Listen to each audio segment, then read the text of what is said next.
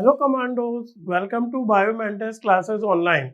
आज हम देखेंगे वन शॉट में फिजिक्स का एक बहुत important lesson, waves. Wave optics भी नाम से एक चैप्टर है, वो आपको 12th में है। अभी हमें मैकेनिकल वेव्स देखना है जो 11th क्लास में है। तो हेडिंग डालेंगे वेव्स। वन शॉट में देखना है पूरा लेक्चर, बहुत ध्यान से। वेव क्या होता है? एक तरह का बेटा डिस्टरबेंस होता है जो एक पॉइंट से दूसरे पॉइंट की तरफ जाता है और अपने साथ क्या ले जाता है? Energy as well as momentum. Wave एक तरह का क्या रहता है? डिस्टरबेंस रहता है जो एक पॉइंट से दूसरे पॉइंट तक की तरफ जाता है और अपने साथ क्या ले जाता है? एनर्जी और मोमेंटम। इसमें जो होता है, मीडियम के पार्टिकल्स वो डिस्टर्ब नहीं होते हैं, वो आगे नहीं बढ़ते हैं एग्जैक्टली हम ये कह सकते हैं, बल्कि अपने ही मीन पोजीशन पे रह के ऑसिलेट करते हैं तो थोड़ा सा वेव का introduction. A wave is a sort of disturbance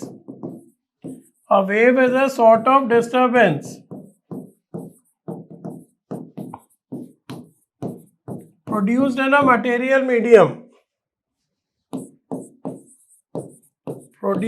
material medium। अभी हमें कौन सी वेव पढ़ना है? जिनको चलने के लिए मीडियम की जरूरत पड़े। produced in a material medium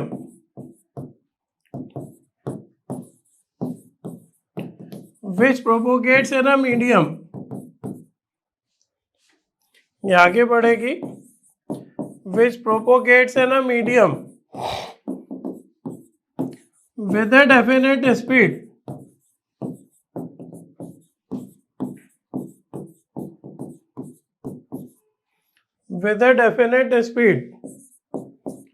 without the actual transfer of the particles of the medium। ये इंपॉर्टेंट लाइन है।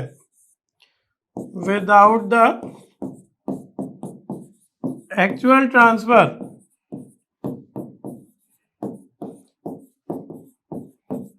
of the particles of the medium। क्या लिखा है बेटा? Wave is a sort of disturbance produced in a material medium which propagates in a medium with a definite speed without the actual transfer of the particles of the medium। ठीक है बेटा। आगे लिख रहे हैं ऐसी वेव जिनको चलने के लिए मटेरियल मीडियम की जरूरत पड़ती है वो कहलाती है मैकेनिकल वेव्स। वो क्या कहलाती है? Mechanical waves. तो waves which require material medium to propagate, waves which require, बिल्कुल शॉर्ट में लिखवा रहा हूं, minimum theory, material medium to propagate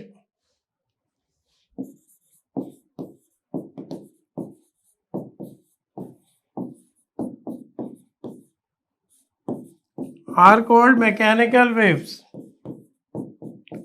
वो क्या कहलाती है? Mechanical waves.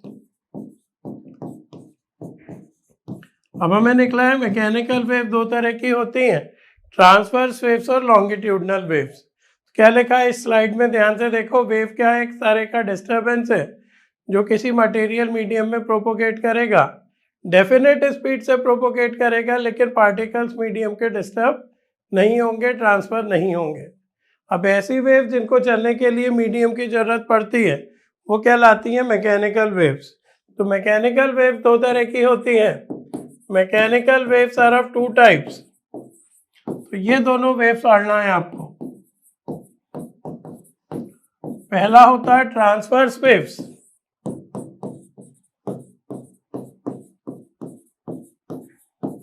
दूसरी होती है लॉन्गिट्यूडनल वेव। बिल्कुल मैं एक एक लाइन दोनों के बारे में लिखवा दूंगा। दूसरी क्या होती है? Longitudinal wave. मैकेनिकल वेव दो तरह की होती है बेटा, एक होती है ट्रांसवर्स वेव्स, एक होती है लॉन्गिट्यूडनल वेव। होता क्या है? ट्रांसवर्स वेव समझा रहा हूं मैं। जैसे हम पानी में पत्थर मारे, पत्थर जाएगा अंदर और वेव कहाँ फॉर्म होंगी? सरफेस पे। दोनों के बीच में एंगल कितना बनेगा? 90। दिख रहा है? पत्थर कहाँ गया? अंदर, और वेव कहाँ फॉर्म हुई? लिक्विड की सरफेस पे। दोनों के बीच में एंगल कितना बना? 90 डिग्री का। ऐसी वेव कहलाती है ट्रांसवर्स वेव। तो ट्रांसवर्स वेव के बारे में लिख लीजिए बिल्कुल शॉर्ट में। थ्योरी आप भी पढ़ सकते हैं, मेरा मेन टारगेट रहेगा मैथमेटिक्स पूरी। ट्रांसवर्स वेव, तो लिख रहा है ट्रांसवर्स वेव मोशन, TWN है transverse wave, is that wave motion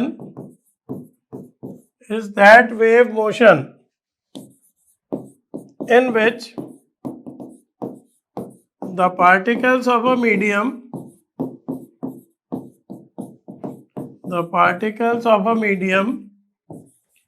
vibrate about their mean positions,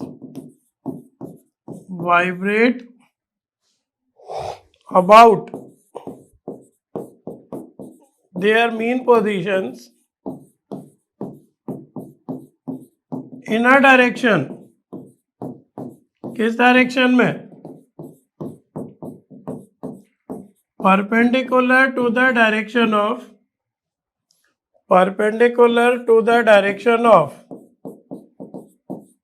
propagation of wave. क्या लिखा है बेटा, ध्यान से पढ़ो. Transverse wave motion is that wave motion in which the particles of a medium vibrate about their mean positions in a direction perpendicular to the direction of propagation of wave. इसके example क्या है, water waves, अगला है wave produce in the string of sitar और violin, wave produced in the string of sitar और violin. तीसरी है waves produced in the membrane of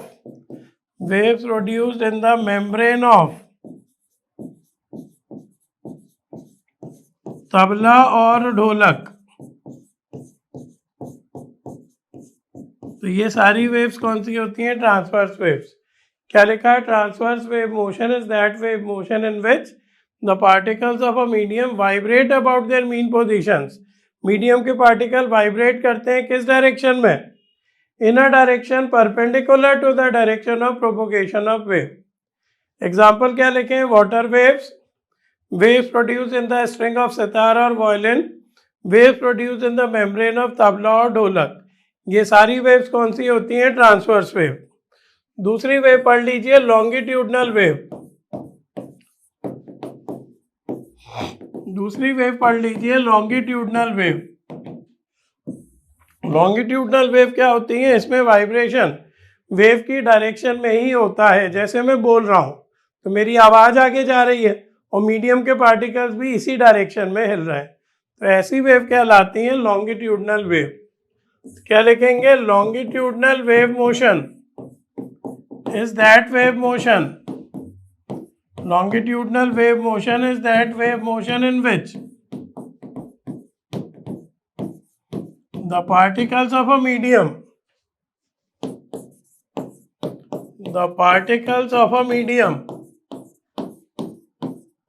vibrate about their mean positions,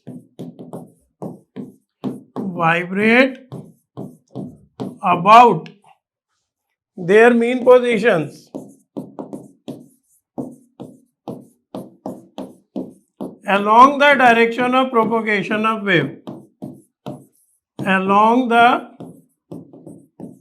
direction of propagation of wave.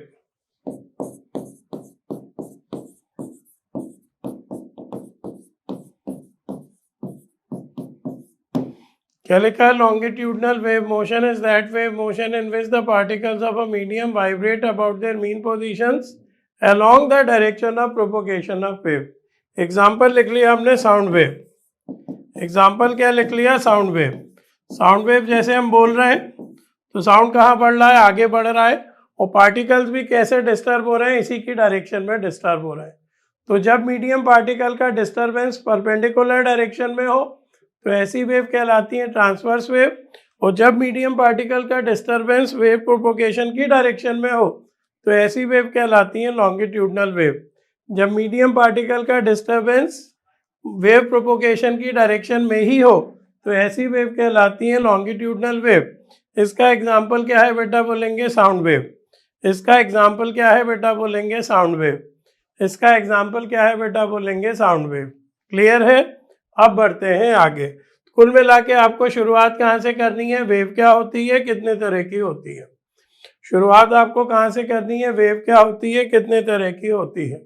अगला लिखो, wave equation of a wave propagating in positive x direction. बहुत ध्यान से, अब mathematics चालू हो रही है, एक वेव है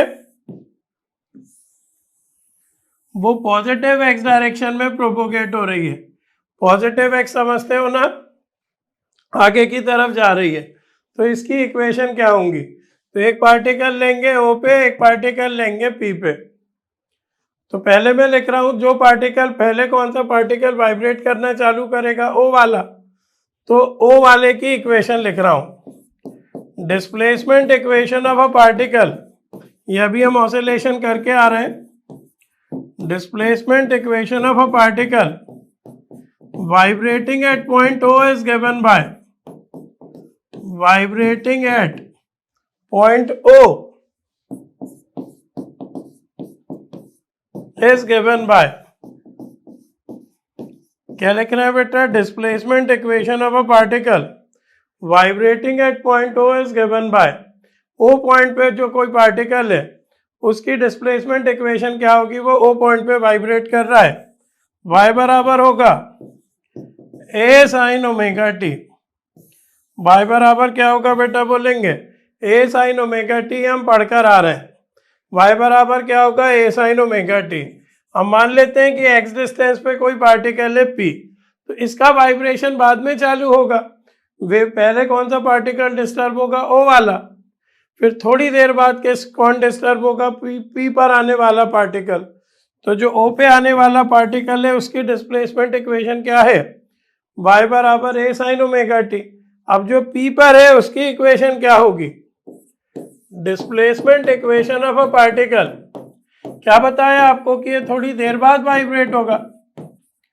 displacement equation of a particle vibrating eight point P, vibrating eight point P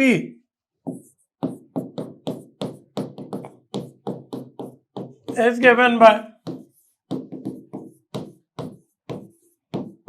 क्या होगी, y बराबर a साइन ओमेगा। यहाँ थोड़ा और साइड में लिख रहा हूँ, इसको फिर दो अलग अलग फॉर्म में और भी लिखते हैं। ये सेकंड इक्वेशन लिख रहे हैं a sine omega t minus, अब मैंने बताया ना कि ये देर में वाइब्रेट होगा, देर में वाइब्रेट होगा तो टाइम से कुछ घटाएंगे। टाइम से क्या घटा सकते हैं, टाइम से टाइम ही घटा सकते हैं। अच्छा, टाइम का एक फॉर्मूला होता है डिस्टेंस अपॉन वेलोसिटी। तो वेव को एक्स डिस्टेंस कवर करने में कितना टाइम लगेगा, x अपॉन v। तो ये होगा ये जो पॉइंट P है वहां पे जो पार्टिकल है उसके डिस्टर्बेंस की इक्वेशन, y बराबर a sine omega t minus x upon v। अब इसके दो अलग अलग फॉर्म होते हैं, इक्वेशन सेकेंड ही रहती है, बस इसको अलग अलग फॉर्म में लिखा जाता है। एक आ जाती है a sine 2 pi by lambda vt minus x, इसमें और इसमें कोई फर्क नहीं है, बस एलसीएम लेके अच्छे से लिख दिया। और एक और होती है y बराबर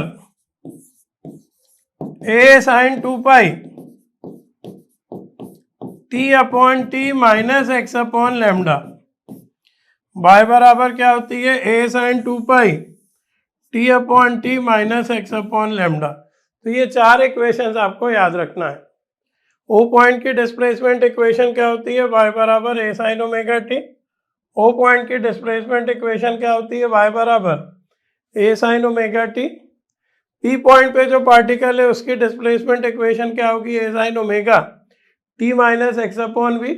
फिर इसको दो अलग अलग फॉर्म में लिखा जाता है, एक फॉर्म क्या होता है a sine 2 pi by lambda vt minus x, और एक क्या होता है a sine 2 pi t upon T minus x upon lambda. ये कैपिटल T टाइम पीरियड कहलाता है। चौथी और आखिरी इक्वेशन क्या है, a sine 2 pi t upon T minus x upon lambda, a sine 2 pi t upon T minus x upon lambda, a sine 2 pi t upon T minus x upon lambda. तो क्या हुआ, wave की theory पढ़ने के बाद ये चार equation याद कर लेना। फर्स्ट है a sine omega T, second है a sine omega T minus x upon v, third है a sine 2 pi by lambda vt minus X, fourth है a sine 2 pi t upon T minus x upon lambda. Clear है? और आगे बढ़ते हैं। Principle of superposition of wave, ये हाइगन ने दिया था, याद रखना। प्रपोज्ड बाय हाइगन। Principle of superposition of wave किसने दिया था बेटा? प्रपोज बाय हाइगन। इनने ये कहा कि किसी एक पॉइंट पे काफी सारी वेव्स एक साथ अगर आ जाएं तो उस पॉइंट पे रिजल्टेंट डिस्प्लेसमेंट कितना होगा? उन सारी वेव्स के डिस्प्लेसमेंट्स के वेक्टर सम के इक्वल। काफी सारी वेव्स किसी पॉइंट पे एक साथ आ जाएं तो उस पॉइंट पर रिजल्टेंट डिस्प्लेसमेंट कितना होगा? उन सारी वेव्स के डिस्प्लेसमेंट के वेक्टर सम के इक्वल। याद रहेगा? बिल्कुल शॉर्ट में लिख रहा हूं, और 3 केसेस आपको फिर इसके पढ़ना है। The resultant displacement due to number of waves, काफी सारी वेव्स है acting simultaneously at a point, acting simultaneously at a point is the vector sum of the displacements, is the vector sum of the displacements due to each wave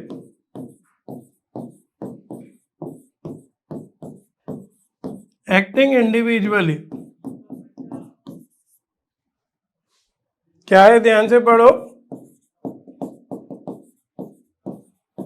The resultant displacement due to number of waves acting simultaneously at a point, याद रहेगा, is the vector sum of the displacements due to each wave acting individually।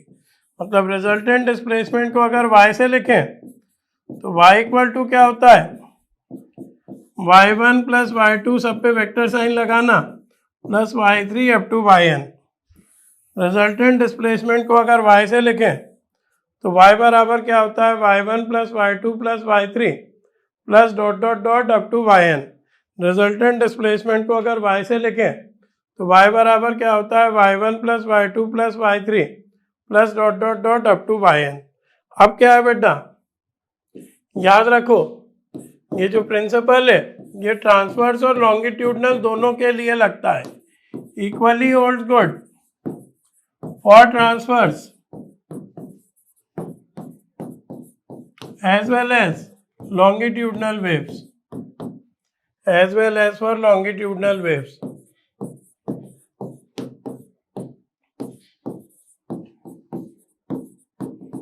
याद रहेगा? कब नहीं लगता अब हम वो देख रहे हैं। जब नहीं लगता जबकि मैकेनिकल वेव डिस्टरबेंस काफी बड़ा हो, जैसे कहीं एक्सप्लोजन हो गया, बम फट गया, तो फिर प्रिंसिपल ऑफ सुपरपोजिशन नहीं लगेगा। तो लिख रहे हैं not applicable, not applicable if disturbance is very large, if disturbance is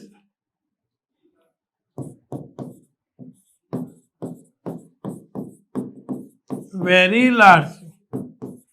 example लिख रहे हैं, it is not applicable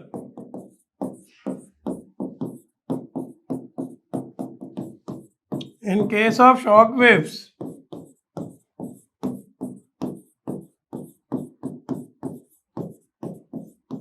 generated during violent explosion।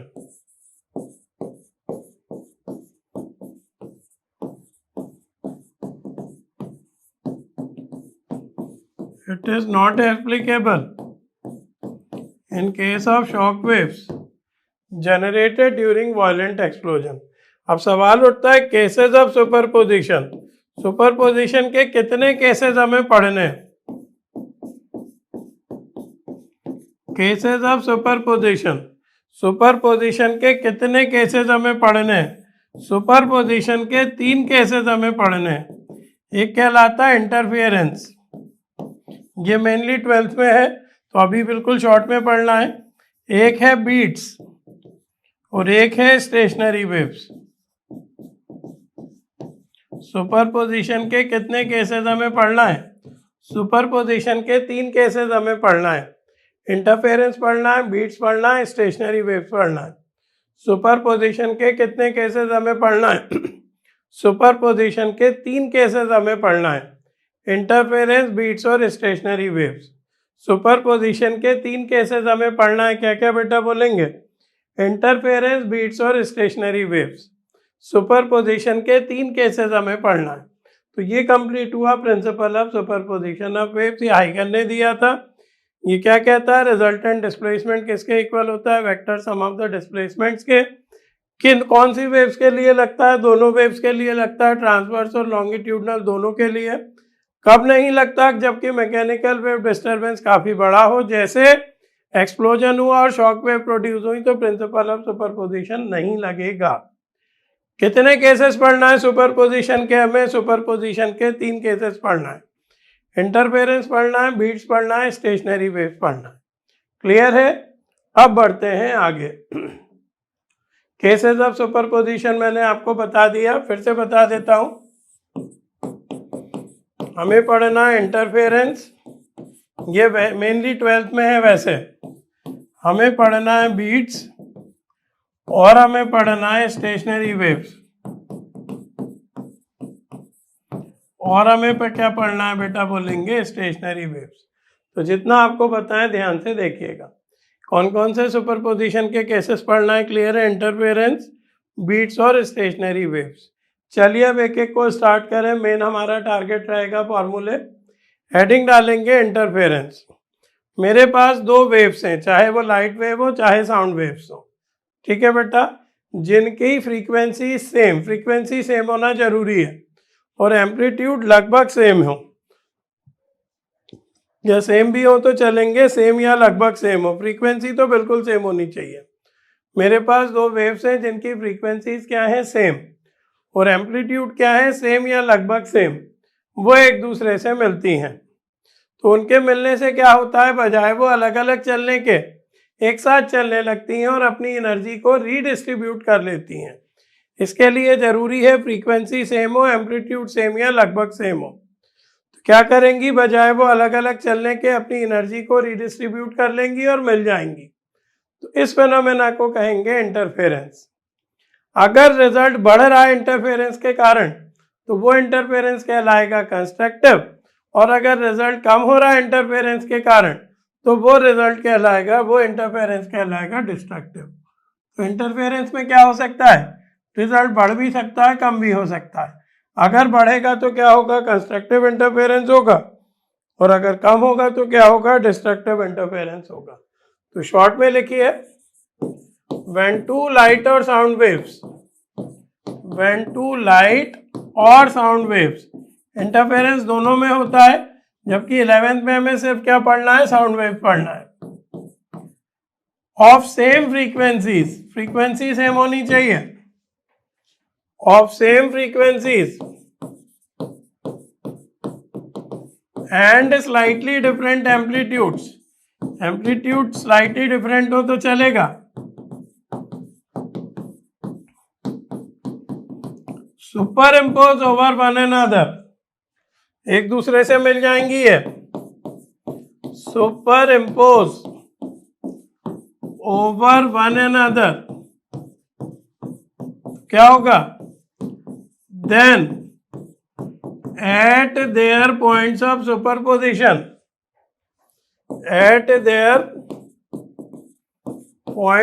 Superposition, the intensity of resultant wave is not uniform.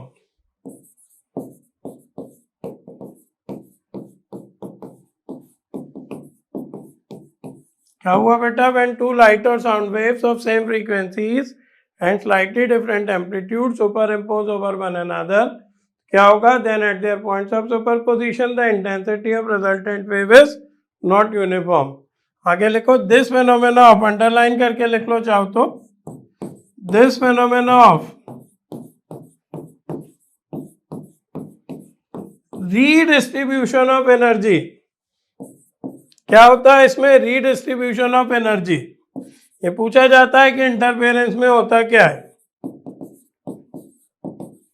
This phenomena of redistribution of energy is known as interference.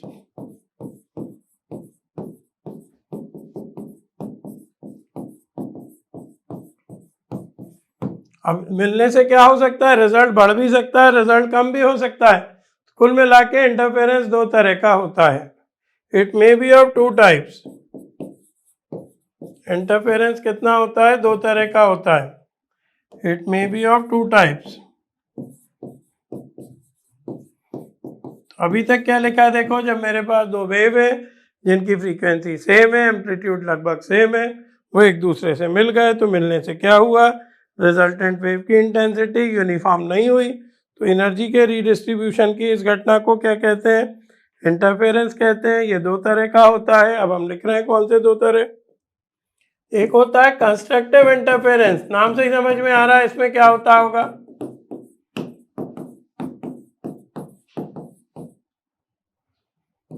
इसमें resultant intensity बढ़ती होगी।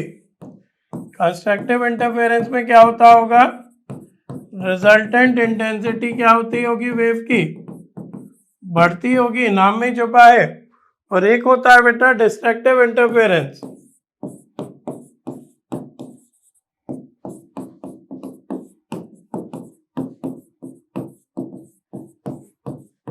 इसमें resultant intensity क्या होगी?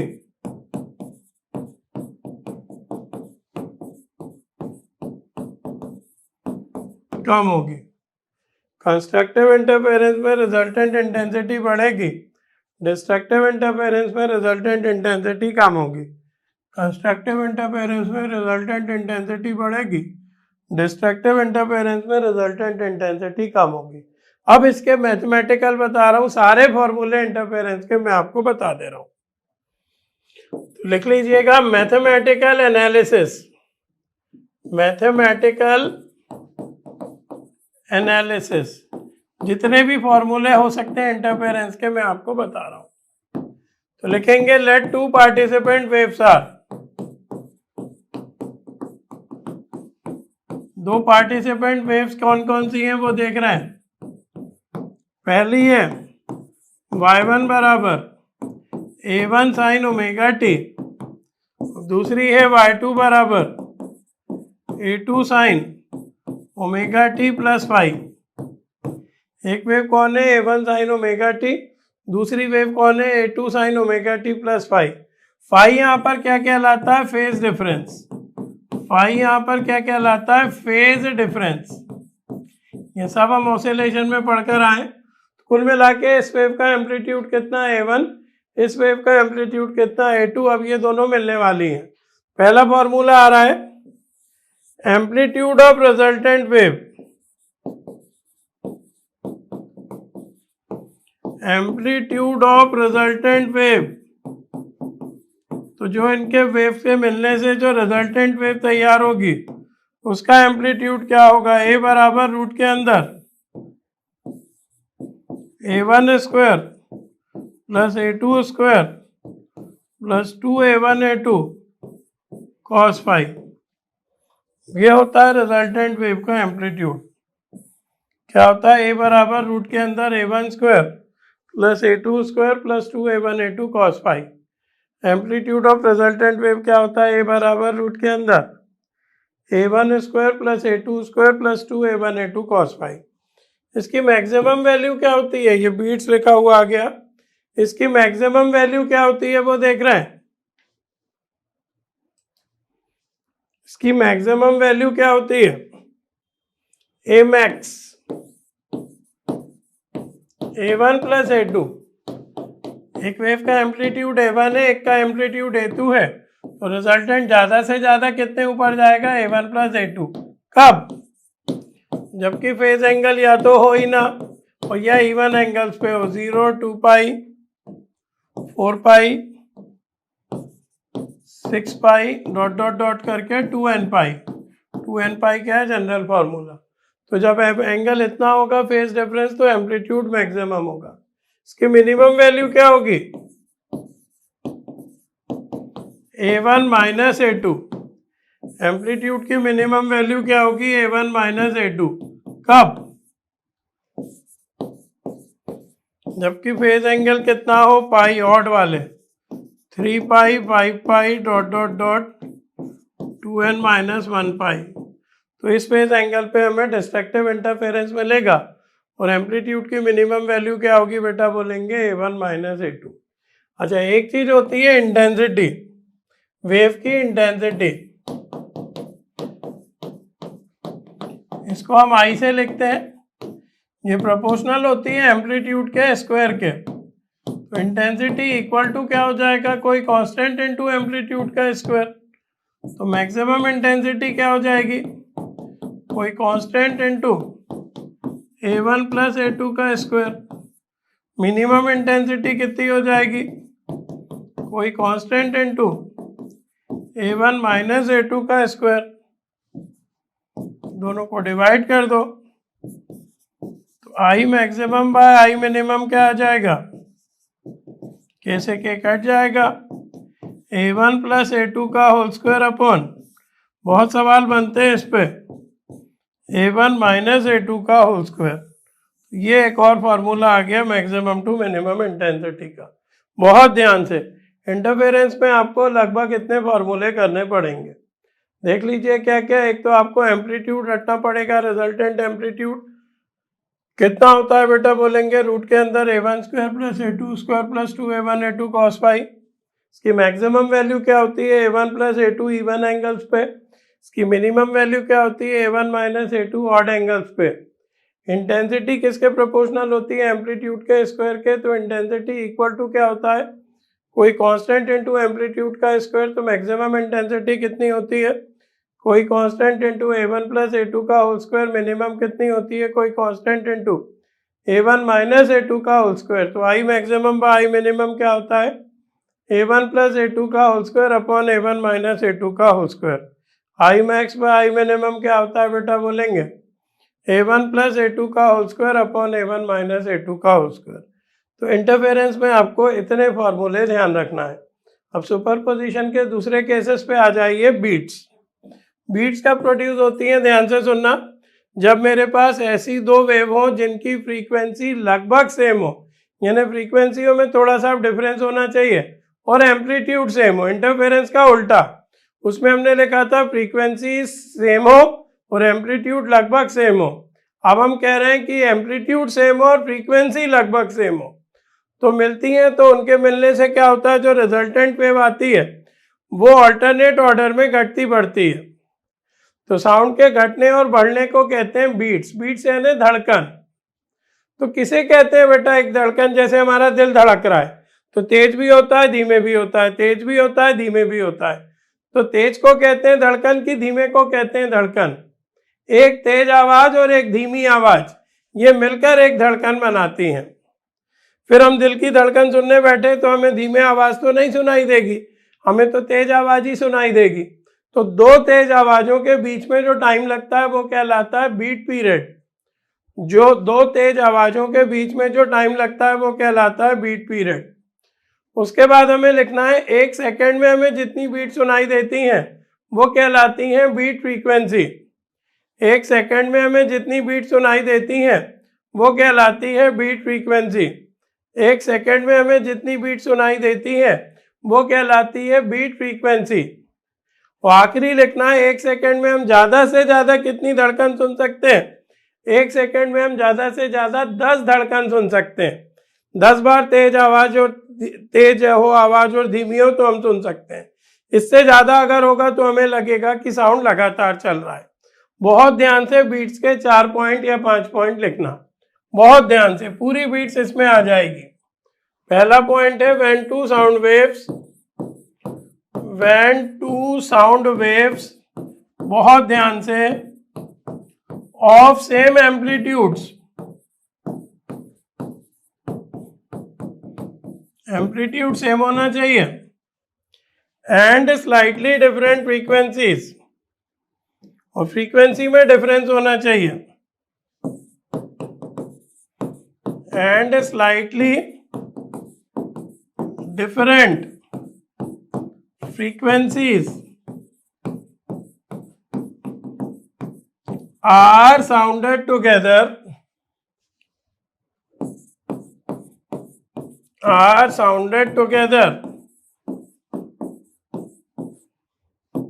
the resulting sound comprises of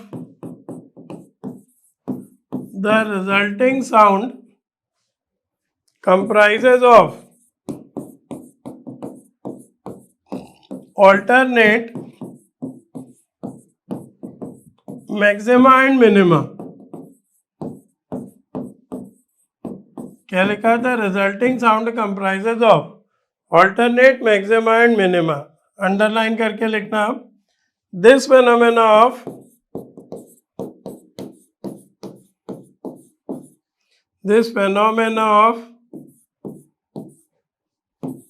alternate waxing and waning of sound,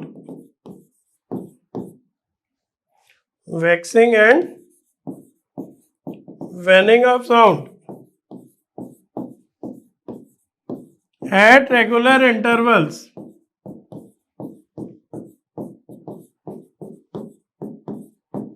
is called beats। बहुत ध्यान से क्या लिखा? when two sound waves of same amplitudes and slightly different frequencies, amplitude same होना चाहिए, फ्रीक्वेंसी में डिफरेंस होना चाहिए, आर साउंडेड टुगेदर, तो क्या लिखा? The resulting sound comprises of alternate maxima and minima. आगे क्या लिखा? This phenomena of alternate waxing and waning of sound at regular intervals is called beats. तो इसमें क्या सेम होना चाहिए? एम्पलीट्यूड, और क्या डिफरेंट होनी चाहिए? फ्रीक्वेंसीज। सेकेंड पॉइंट लिखो, one loud sound plus one faint sound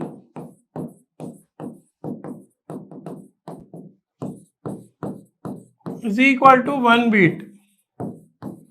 एक बीट किसे कहेंगे? एक धड़कन किसे कहेंगे? एक तेज आवाज और एक धीमी आवाज को। One loud sound plus one faint sound is equal to one beat. तीसरा क्या लाएगा? Time interval between two loud sounds, time interval between two loud sounds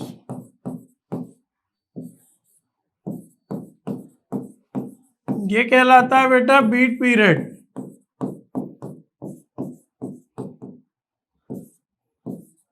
time interval between two loud sounds ये क्या कहलाता है? Beat period. Time interval between two loud sounds ये क्या कहलाता है? Beat period. चौथा, number of beats per second, number of beats per second ये कहलाती है beat frequency. Number of beats per second क्या कहलाती है? Beat frequency. एक सेकेंड में हम जितनी बीट सुनाई देती है वो बीट फ्रीक्वेंसी होती है। और बीट फ्रीक्वेंसी किसके इक्वल होती है? सारे न्यूमेरिकल इसी पे बनेंगे। बीट फ्रीक्वेंसी किसके इक्वल होती है? Nu one minus nu two के। बहुत ध्यान से, जो फ्रीक्वेंसियों का डिफरेंस होगा उतनी ही बीट फ्रीक्वेंसी हमें सुनाई देगी। बीट में बस ये एक फॉर्मूला है, याद रखो। बीट फ्रीक्वेंसी किसके इक्वल होती है? बीट फ्रीक्वेंसी किसके इक्वल होती है? Difference in the frequencies, difference in the frequencies of two sounding bodies. Beat frequency किसके इक्वल होती है? Difference in the frequencies of two sounding bodies.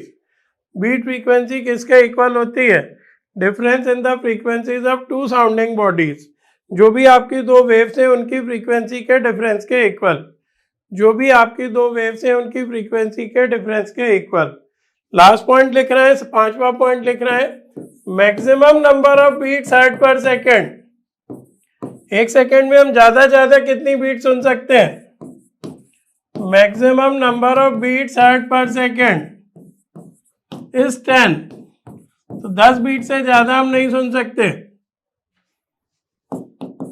Maximum number of beats hertz per second is 10, आगे लिख रहे हैं it is due to, उसके बाद हमारे कान जवाब दे जाते हैं it is due to persistence of hearing, persistence of hearing। Maximum number of beats hertz per second कितनी होती है 10, आगे क्या लिखा है it is due to persistence of hearing, इसके बाद हमारे कान जवाब दे जाते हैं maximum number of beats hertz per second is 10, आगे क्या लिखा है it is due to persistence of hearing, उसके बाद हमारे कान जवाब दे जाते हैं।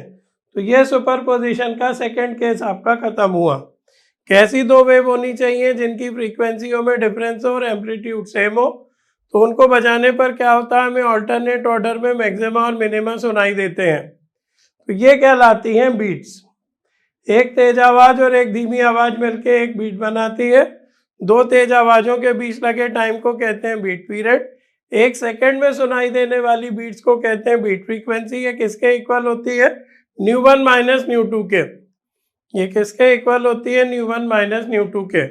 और एक सेकंड में मैक्सिमम हम कितनी बीट सुन सकते हैं, 10। इसके बाद हमारे कान जवाब दे जाते हैं, हमें कंटिन्यूस साउंड प्रोड्यूस होता, कंटिन्यूस साउंड सुनाई देता है। हम नहीं समझ पाते कि कब आवाज तेज हुई कब आवाज धीमी हुई। क्लियर है? तो ये आपको बीट्स के पॉइंट्स करना है 5। अब आ गए हम तीसरे और आखिरी केस पे सुपरपोजिशन के, स्टेशनरी वेव्स। तो सबसे इंपॉर्टेंट चीज है कि आपको कोर्स पता होना चाहिए कि एग्जैक्टली आपको पढ़ना क्या क्या है। तो आपको 3 चीजें पढ़ना है, इंटरफेरेंस, बीट्स और स्टेशनरी वेव्स। स्टेशनरी वेव्स क्या होती हैं, ध्यान से सुनना। मेरे पास 2 वेव्स हैं बिल्कुल एक सी, बिल्कुल यानी बिल्कुल, उनके एम्पलीट्यूड भी सेम हो, फ्रीक्वेंसी भी सेम हो, बस उनकी डायरेक्शन अपोजिट हो, तो वो एक दूसरे से मिलेंगी और सुपर स्टेशनरी वेव फॉर्म करेंगी। स्टेशनरी वेव का दूसरा नाम स्टैंडिंग वेव। अब सवाल उठता है बेटा कि जैसे मैं हूं, मैं अपनी शक्ल का दूसरा आदमी कहां से लाऊं, बिल्कुल एक सी होंगी तभी स्टेशनरी वेव प्रोड्यूस होगी। तो मेरी आवाज किसी रिजिड बाउंड्री से टकरा के पलट कर वापस आएगी, मेरी ही आवाज है, बस रिफ्लेक्ट होके वापस आएगी। तो मेरी आवाज और रिफ्लेक्टेड जो साउंड है उन दोनों में सुपरपोजिशन होगा और स्टेशनरी वेव बनेगी। कुल मिला के स्टेशनरी वेव तब ही बनती है जब 2 बिल्कुल एक सी वेव हो और इनकी डायरेक्शन ऑफ प्रोपोगेशन अपोजिट हो। ठीक है बेटा? व्हेन 2 आइडेंटिकल वेव्स, आइडेंटिकल लिख दिया तो सब कुछ सेम हो गया। When 2 identical waves travelling in opposite direction, ये इंपॉर्टेंट है, आइडेंटिकल भी हो और अपोजिट डायरेक्शन में ट्रेवल करें। Travelling in opposite directions, when 2 identical waves travelling in opposite directions superimpose over one another, एक दूसरे से मिल गई, superimpose over one another, the result of their superposition, the result of their superposition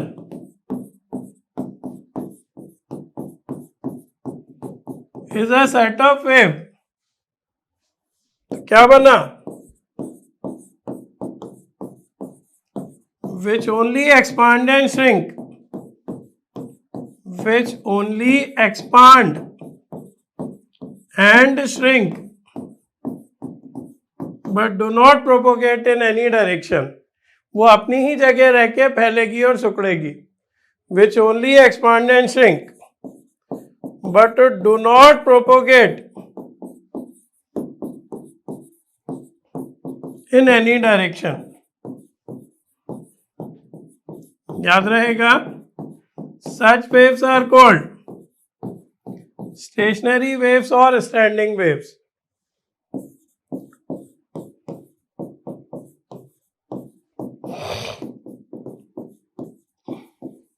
बहुत ध्यान से,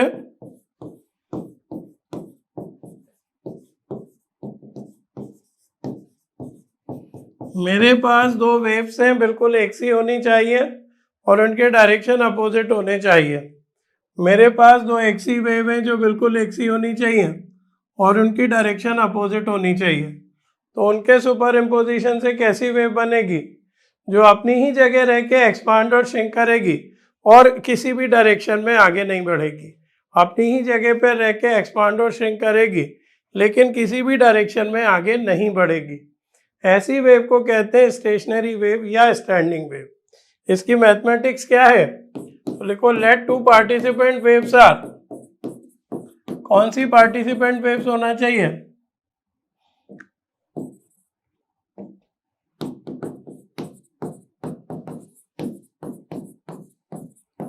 एक मान लो y1 बराबर a sine 2 pi by lambda vt plus x और एक मान लो y2 बराबर a sine 2 pi by lambda vt minus x।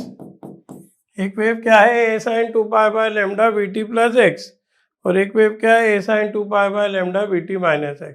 ये देखो a1 a2 मैंने कहीं नहीं लगाया, लैम्डा 1 लैम्डा 2 मैंने कहीं नहीं लगाया, v1 और v2 मैंने कहीं नहीं लगाया। एक सी वेव है तो इनका सब कुछ एक सा है, बस एक को प्लस में लिया एक को माइनस में लिया, डायरेक्शन अपोजिट लेना है, तो इनके मिलने से स्टेशनरी वेव बनेगी। तो ये तो पार्टिसिपेंट वेव्स हैं, तो जो स्टेशनरी वेव बनेगी उसकी इक्वेशन क्या होगी, दोनों को हम जोड़ेंगे तो स्टेशनरी वेव बनेगी। तो इन दोनों के जोड़ने से आएगा 2a sine 2 pi vt by lambda, ये याद करना है आपको, cos 2 pi x by lambda. तो ये होती है स्टेशनरी वेव की इक्वेशन, y बराबर 2a sine 2 pi vt by lambda cos 2 pi x by lambda. Stationary wave की इक्वेशन क्या होती है, y बराबर 2a sine 2 pi vt by lambda cos 2 pi x by lambda. बस स्टेशनरी वेव की इतनी ही थ्योरी आपको याद हो तो इसके पूरे न्यूमेरिकल्स बनेंगे। याद रहेगा, दो आइडेंटिकल वेव्स होना चाहिए, डायरेक्शन क्या होना चाहिए, अपोजिट, तो उनके जुड़ने पर उनके सुपर इम्पोजिशन पर स्टेशनरी वेव बनती है। मान लिया पार्टिसिपेंट वेव क्या है, y1 बराबर a sine 2 pi by lambda vt plus x और दूसरी वेव क्या है y बराबर a sine 2 pi by lambda vt minus x। तो दोनों को सुपर इम्पोज किया तो सुपर इम्पोजिशन से स्टेशनरी वेव बनी। क्या रखना है स्टेशनरी वेव की equation, 2a sine 2 pi vt by lambda cos 2 pi x by lambda, 2a sine 2 pi vt by lambda cos 2 pi x by lambda, 2a sine 2 pi vt by lambda cos 2 pi x by lambda.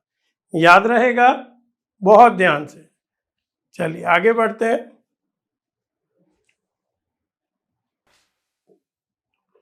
Superposition के cases खत्म हुए, अब आ गया नया article. Heading पढ़िए, Newton's formula for speed of sound waves in solids. Newton's formula for speed of sound waves in solids. Newton ने अपने experiments के आधार पर सॉलिड्स में साउंड की स्पीड निकालने का फॉर्मूला दिया। अब हम स्ट्रिक्टली आ गए साउंड वेव्स पर, 11th में हमें साउंड वेव्स ही हैं। तो किसी भी सॉलिड मीडियम में साउंड की स्पीड कैसे निकाली जाती है, मीडियम क्या होना चाहिए, सॉलिड। किसी भी सॉलिड मीडियम में साउंड की स्पीड कैसे निकाली जाती है, v equal to root of y by rho. v equal to क्या होता है, root of y by rho. किसी भी सॉलिड मीडियम में साउंड की स्पीड निकालने का न्यूटन ने क्या फॉर्मूला दिया, v इक्वल टू रूट में y बाय रो। y यहाँ पर क्या कहलाता है, young's modulus of elasticity of material या solid, Young's modulus of elasticity of solid.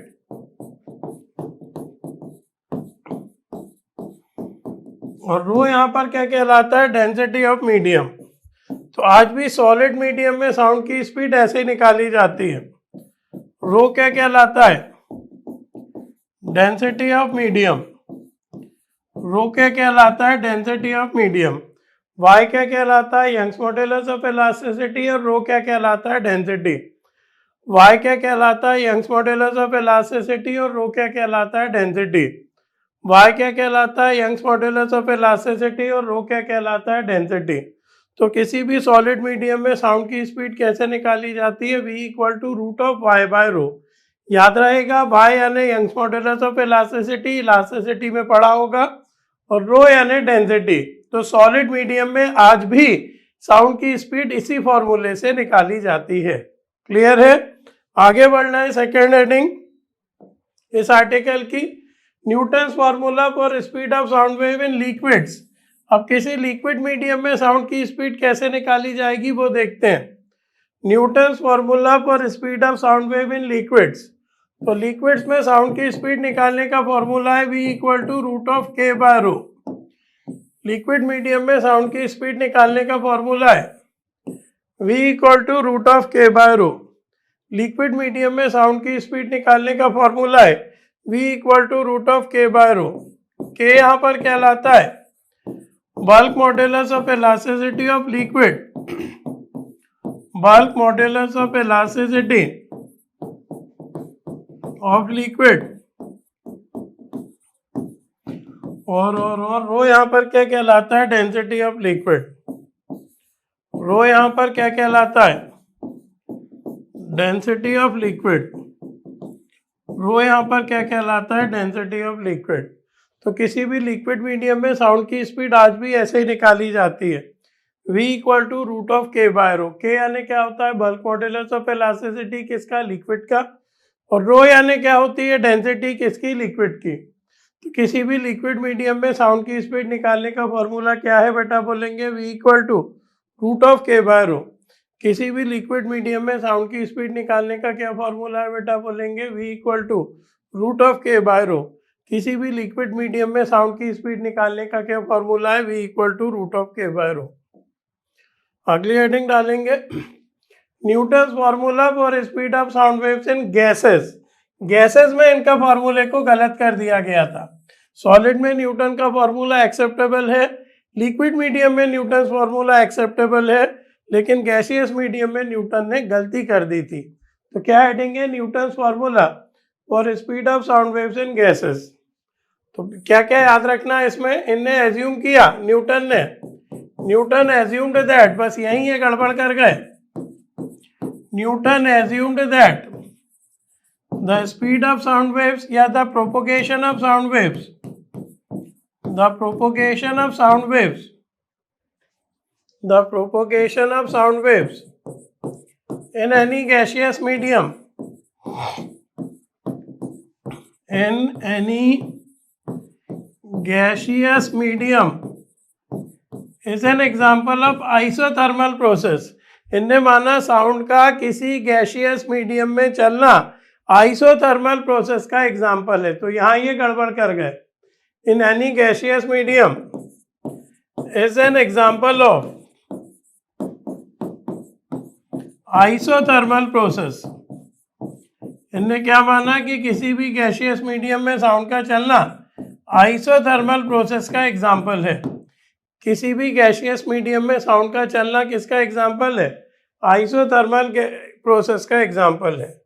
तो फिर टू डिटरमाइन, तो गैसों की दो इलास्टिसिटी होती है, आपने इलास्टिसिटी में पढ़ा होगा, आइसोथर्मल और एडियाबैटिक। तो इनने कहा कौन सी इलास्टिसिटी लेनी चाहिए? Isothermal. To determine the speed of sound waves in any gaseous medium, the speed of sound waves in any gaseous medium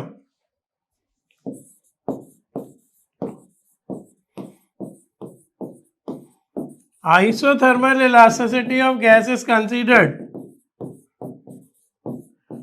isothermal elasticity of gas, कौन सी इलास्टिसिटी लेना है? Isothermal elasticity is considered which is equal, isothermal elasticity किसके बराबर होती है? Pressure के। Which is equal to the initial pressure of a gas.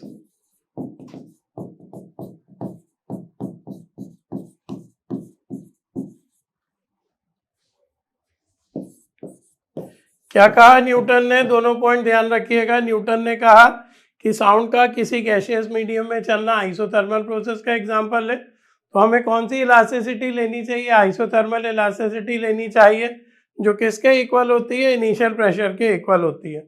जो किसके इक्वल होती है बेटा? बोलेंगे इनिशियल प्रेशर के इक्वल होती है। जो किसके इक्वल होती है बेटा? बोलेंगे इनिशियल प्रेशर के इक्वल होती है। तो इनने वेलोसिटी कैसे निकाली रूट में? आइसोथर्मल इलास्टिसिटी को ई थीटा से लिखते हैं, ई थीटा बाय रो, और आपको लिखवा दिया है कि आइसोथर्मल इलास्टिसिटी किसके इक्वल होती है? इनिशियल प्रेशर के, तो प्रेशर बाय रो। ठीक है बेटा। तो इस तरह से उन्होंने किसी गैसियस मीडियम में साउंड की स्पीड निकाली, लेकिन इनके रिजल्ट गलत आए। ये फार्मूला लगाने से साउंड की स्पीड जो निकली वो गलत आई। तो ये हुआ कि Newton's formula is rejected for gaseous medium. तो इस फार्मूले को रिजेक्ट कर दिया साइंटिस्ट लोगों ने। पहली बार ऐसा हुआ कि न्यूटन फेल हुए। Newton's formula is rejected for gaseous medium. याद रखिएगा, सॉलिड में न्यूटन्स फार्मूला एक्सेप्ट हो गया, लिक्विड में न्यूटन का फार्मूला एक्सेप्ट हो गया, और गैसियस मीडियम में न्यूटन का फार्मूला रिजेक्ट हो गया। गैसियस मीडियम में न्यूटन का फार्मूला रिजेक्ट हो गया। गैसियस मीडियम में न्यूटन का फार्मूला रिजेक्ट हो गया। इन्होंने क्या कहा? किसी भी गैसियस मीडियम में साउंड का चलना आइसोथर्मल प्रोसेस का एग्जांपल है। तो आइसोथर्मल इलास्टिसिटी इन्होंने ली, जो किसके इक्वल होती है? इनिशियल प्रेशर के। तो यहाँ ये गड़बड़ कर गए, इसलिए इनका फार्मूला रिजेक्ट हो गया। याद रखिएगा, सॉलिड और लिक्विड में न्यूटन का फार्मूला एक्सेप्टेबल है, और गैसेस में न्यूटन के फार्मूले को रिजेक्ट कर दिया। क्लियर है? तो फिर गैसियस मीडियम में कैसे निकालें साउंड की स्पीड? तो एक साइंटिस्ट थे लाप्लास, उन्होंने न्यूटन के फार्मूले में थोड़ा सा करेक्शन किया। तो अगली हेडिंग डालेंगे लाप्लास करेक्शन। इनने करेक्शन बस इतना सा किया कि इन्होंने कहा साउंड का किसी गैसियस मीडियम में चलना आइसोथर्मल प्रोसेस ना होकर एडियाबैटिक प्रोसेस है। साउंड का किसी भी, और सही बात भी यही है, एडियाबैटिक प्रोसेस के एग्जांपल हमने ये लिखे हैं। तो किसी भी गैसियस मीडियम में साउंड वेव का चलना आइसोथर्मल प्रोसेस ना होकर एडियाबैटिक प्रोसेस है। तो हमें आइसोथर्मल इलास्टिसिटी ना लेकर एडियाबैटिक इलास्टिसिटी लेनी थी, जो प्रेशर के इक्वल नहीं होती है, जो गामा प्रेशर के इक्वल होती है। गामा यानी वही adiabatic index, Cp upon Cv। बहुत ध्यान से, बिल्कुल शॉर्ट में लिखवा रहा हूं। लाप्लास सजेस्टेड दैट, लाप्लास ने क्या कहा? The speed of sound waves in any gaseous medium, the speed of sound waves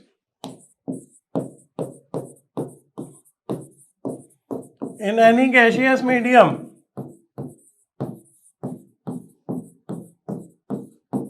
is an example of adiabatic process rather than isothermal. Is an example of adiabatic process rather than isothermal. क्या लिखा बेटा?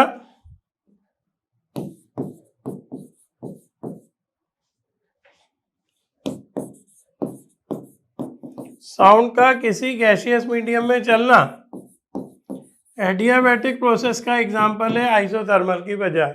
Sound का किसी gaseous medium में चलना isothermal process की बजाय adiabatic process का एग्जाम्पल है। साउंड का किसी गैसियस मीडियम में चलना आइसोथर्मल की बजाय एडियाबैटिक प्रोसेस का एग्जाम्पल है। यहाँ लिखो अगला point, to determine the speed of sound waves. मुझे लिखना काफ़ी पड़ रहा है यहाँ, जिससे आपके शॉर्ट नोट्स बन जाए। इन any gaseous medium,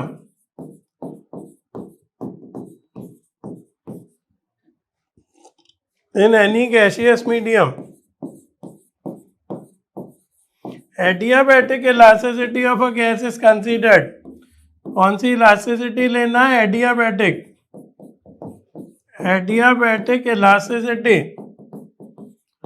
of gas is considered, adiabatic elasticity of gas is considered, which is equal, किसके इक्वल होती है? which is equal, ये सब आपने इलास्टिसिटी में पढ़ा है, to the product of adiabatic index of a gas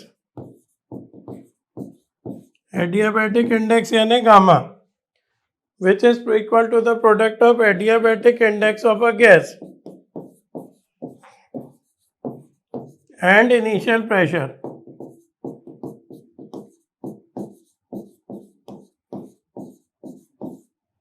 ध्यान से बेटा, लाप्लास ने क्या कहा, साउंड का किसी गैसियस मीडियम में चलना आइसोथर्मल प्रोसेस ना होकर एडियाबैटिक प्रोसेस है, तो साउंड की स्पीड निकालने के लिए हमें एडियाबैटिक इलास्टिसिटी चाहिए, जो किसके इक्वल होती है, adiabatic index of a gas and initial pressure के, जो किसके इक्वल होती है, adiabatic index of a gas and initial pressure के, जो किसके इक्वल होती है, adiabatic index of a gas and initial pressure के।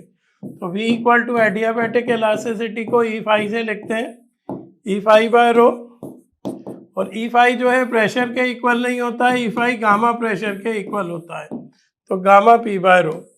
तो गैसियस मीडियम में साउंड की स्पीड न्यूटन फॉर्मूले से ना निकाल के लाप्लास फॉर्मूले से निकाली जाती है। गामा क्या कहलाता है, एडियाबैटिक इंडेक्स, ये आपने हीट में याद किया होगा हर गैस का, ये होता क्या है वो लिख देता हूँ, Cp अपॉन Cv। गामा क्या होता है बेटा, बोलेंगे Cp अपॉन Cv। गामा क्या होता है बेटा, बोलेंगे Cp अपॉन Cv। गामा क्या होता है बेटा, बोलेंगे Cp अपॉन Cv। तो न्यूटन क्या कह रहे थे, गैसियस मीडियम में साउंड की स्पीड कैसे निकालो, रूट ऑफ प्रेशर बाय रो, ये गलत थे। लाप्लास ने क्या कहा, साउंड की स्पीड गैसियस मीडियम में कैसे निकालो, root of gamma pressure by rho. Laplace ने क्या कहा, किसी भी गैसियस मीडियम में साउंड की स्पीड कैसे निकालो, root of gamma pressure by rho. याद रहेगा। अब बढ़ते हैं आगे, सिंपल सा आर्टिकल है, factors affecting speed of sound waves, याद रखिएगा, क्वेश्चंस बनते हैं इस पे। अगली हेडिंग डालेंगे, factors affecting speed of sound waves, factors affecting speed of sound waves, factors affecting speed of sound waves, factors affecting speed of sound waves.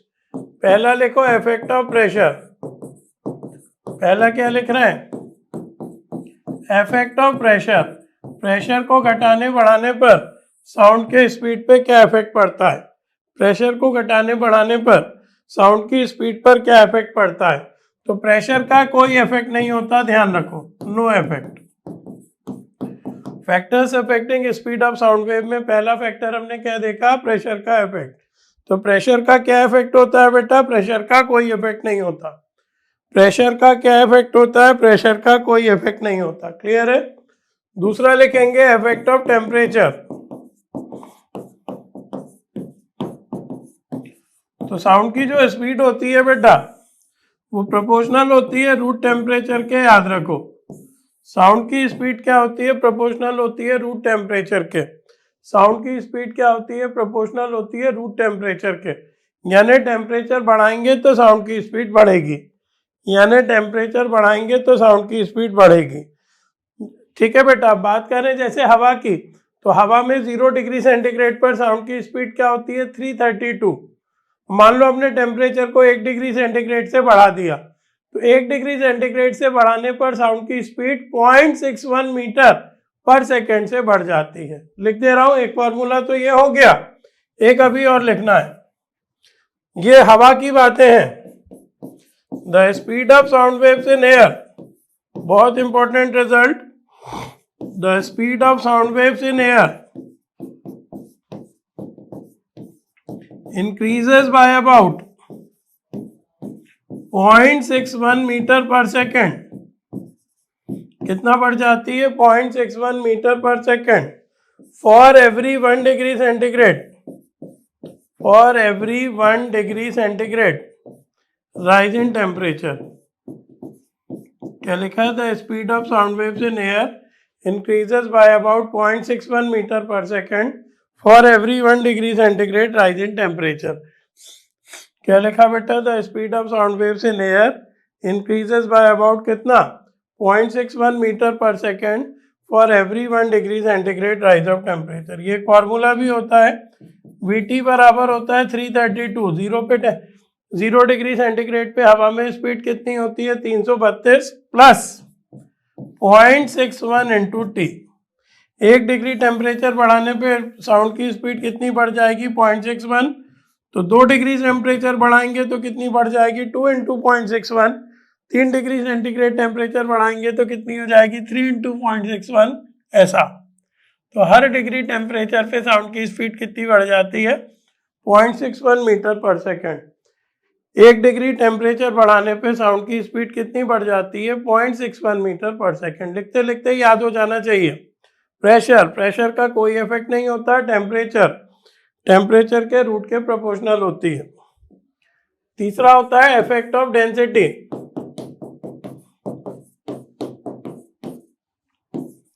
Density का क्या इफेक्ट पड़ता है, तो साउंड की जो स्पीड होती है वो उल्टा चलती है root of density of medium के।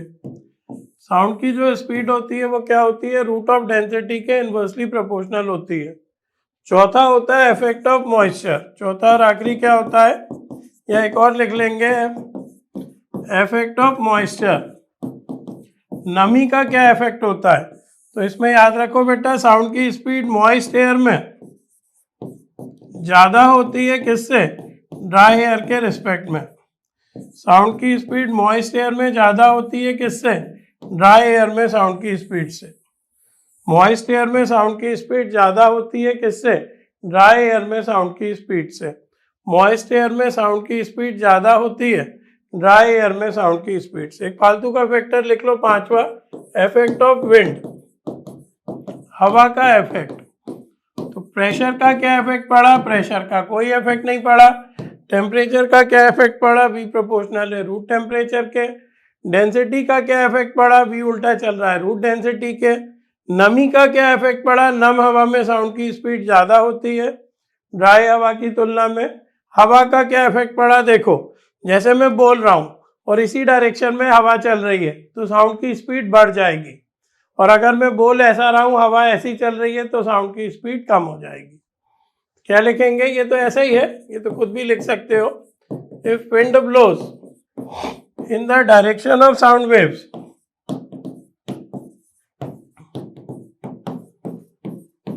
अगर हवा की डायरेक्शन क्या हो साउंड वेव की डायरेक्शन में, then the effective speed of sound waves increases. और फिर इसका उल्टा लिख लो, then the effective speed of sound increases, whereas if wind blows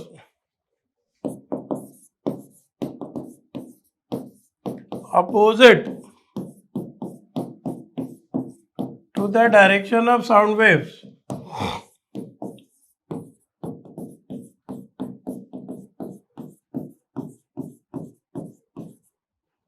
if wind blows opposite to the direction of sound waves, then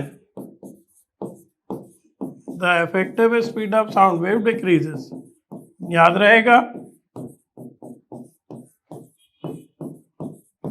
हवा अगर कहाँ चले साउंड के साथ साथ चले तो वो साउंड की स्पीड बढ़ा देगी, और हवा अगर कहाँ चले साउंड के उल्टा चले तो वो साउंड की स्पीड कम कर देगी। हवा यदि साउंड की डायरेक्शन में चले तो साउंड की स्पीड बढ़ जाएगी, और हवा अगर साउंड के उल्टा चले तो साउंड की स्पीड कम हो जाएगी। हवा अगर डायरेक्शन में चले तो साउंड की स्पीड बढ़ेगी, और हवा अगर उल्टी डायरेक्शन में चले तो साउंड की स्पीड कम होगी। ध्यान रहेगा। अब आगे, velocity of sound waves in a stretched string. पूरे टाइम हम वेलोसिटी की बात कर रहे हैं। एक खिंची हुई डोर है, उसमें साउंड किस स्पीड से चलता है, V इक्वल टू होता है रूट में T बाय म्यू। खिंची हुई डोर में साउंड किस स्पीड से चलता है, V इक्वल टू रूट में T बाय म्यू।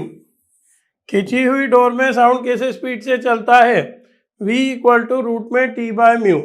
T यहाँ पर है tension produced in the string. T यहाँ पर क्या है,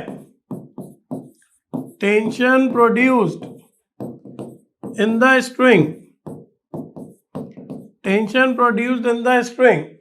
और म्यू यहाँ पर क्या है, mass per unit length of the string. Mu यहाँ पर क्या है, mass per unit length of the string. याद रहेगा, खिंची हुई डोर में साउंड किस स्पीड से चलता है, V इक्वल टू रूट में T बाय म्यू। खींची हुई डोर में साउंड किस स्पीड से चलता है, v इक्वल टू रूट में t बाय म्यू। t यहाँ पर क्या है, डोर में प्रोड्यूस हुई टेंशन, और म्यू यहाँ पर क्या है, mass per unit length of the spring. इसी को कहते हैं, याद करो, लीनियर डेंसिटी। मास पर यूनिट लेंथ को ही क्या कहते हैं, लीनियर डेंसिटी। खींची हुई डोर में साउंड किस स्पीड से चलता है, v इक्वल टू रूट में t बाय म्यू। t यहाँ पर है टेंशन और m यहाँ पर है मास पर यूनिट लेंथ, जिसे हम कहते हैं लीनियर डेंसिटी। क्लियर है? और आगे बढ़ते हैं।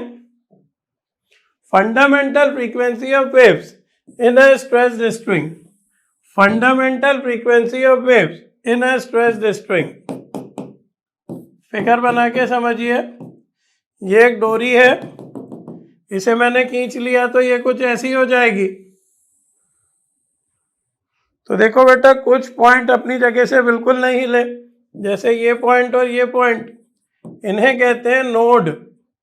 और कुछ पॉइंट अपनी जगह से सबसे ज्यादा हिले, इन्हें कहते हैं एंटी नोड। तो नोड यानी क्या, zero displacement points. Anti node यानी क्या, मैक्सिमम डिस्प्लेसमेंट पॉइंट्स। दो नोड्स के बीच का डिस्टेंस क्या होता है, distance between two consecutive nodes. तो ये होता है लैम्डा बाय 2। इसी तरह से क्या होता है, distance between two consecutive anti nodes, ये भी होता है लैम्डा बाय 2। और अगला होता है distance between node and anti node. Consecutive होने चाहिए, तो वो हो जाएगा लैम्डा बाय 4। दो नोड के बीच का डिस्टेंस लैम्डा बाय 2, दो एंटी नोड के बीच का डिस्टेंस लैम्डा बाय 2, और नोड और एंटी नोड के बीच का डिस्टेंस लैम्डा बाय 4। दो नोड्स के बीच का डिस्टेंस लैम्डा बाय 2, दो एंटी नोड के बीच का डिस्टेंस लैम्डा बाय 2, और नोड और एंटी नोड के बीच का डिस्टेंस लैम्डा बाय 4। तो इसकी फंडामेंटल फ्रीक्वेंसी कितनी होती है, लेंथ मान लो डोरी की लेंथ L है, तो न्यू इज इक्वल टू होता है, फंडामेंटल फ्रीक्वेंसी है ये 1/2L रूट में t बाय म्यू। तो t तो वही है, म्यू क्या है, मास पर यूनिट लेंथ, और L क्या है, लेंथ। तो न्यू इक्वल टू क्या होता है, 1/2L रूट में t बाय म्यू। और मान लो p लूप बन रहे हो, यहीं अगले पेज पे लिख देता हूं, चलो। फॉर p लूप्स, है ना,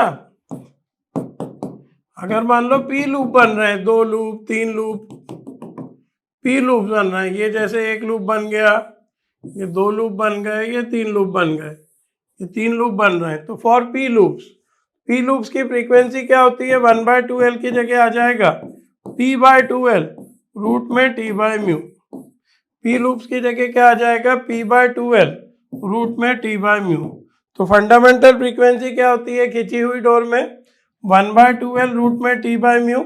और p लूप्स अगर बन रहे हो तो p/2L रूट में t by mu. p loops अगर बन रहे हो तो p/2L रूट में t by mu. p loops अगर बन रहे हो तो रूट में p/2L रूट के अंदर t बाय म्यू। तो फंडामेंटल फ्रीक्वेंसी का फॉर्मूला 1/2L रूट में t बाय म्यू, और p लूप्स अगर बन रहे हो तो p/2L रूट में t by mu. p loops अगर बन रहे हो तो p/2L रूट में t by mu. p loops अगर बन रहे हो तो p/2L रूट में t बाय म्यू। क्लियर है? और आगे बढ़ते हैं। Laws of vibration of string, ये याद रखिएगा। इसी फॉर्मूले को देख के देखो, 1/2L रूट में t बाय म्यू है, तो पहला लॉ कहलाता है लॉ ऑफ लेंथ, जो कहता है कि फ्रीक्वेंसी उल्टा चलती है लेंथ के, दिख ही रहा होगा। दूसरा होता है लॉ ऑफ टेंशन, तो याद रखो फ्रीक्वेंसी प्रोपोर्शनल होती है रूट टी के, वो भी दिख ही रहा होगा। तीसरा होता है law of linear density, linear density किसे कहते हैं? मास पर यूनिट लेंथ को। तो फ्रीक्वेंसी उल्टा चलती है 1/रूट में म्यू के, है ना, फ्रीक्वेंसी उल्टा चलती है रूट में 1/म्यू के। चौथा है लॉ ऑफ डायमीटर।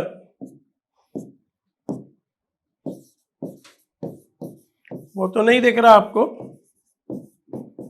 तो फ्रीक्वेंसी उल्टा चलती है तार के डायमीटर के, फ्रीक्वेंसी उल्टा चलती है तार के डायमीटर के, लॉ ऑफ डायमीटर हो गया। लास्ट को law of density, law of linear density नहीं, लॉ ऑफ डेंसिटी। तो फ्रीक्वेंसी उल्टा चलती है रूट डेंसिटी के। इस पे बहुत सारे ऑब्जेक्टिव बनते हैं, ध्यान रखिएगा। तो 5 चीज़ों पे फ्रीक्वेंसी डिपेंड करती है, 5 चीज़ों पे फ्रीक्वेंसी डिपेंड करती है। पहला, लेंथ के उल्टा चलती है। दूसरा, टेंशन के रूट के प्रोपोर्शनल होती है। तीसरा, मास पर यूनिट लेंथ के रूट के इन्वर्सली प्रोपोर्शनल होती है। चौथा, डायमीटर के उल्टा चलती है। और पांचवा, डेंसिटी के रूट के उल्टा चलती है। पांचवा क्या होता है? डेंसिटी के रूट के उल्टा चलती है। नोट करिए।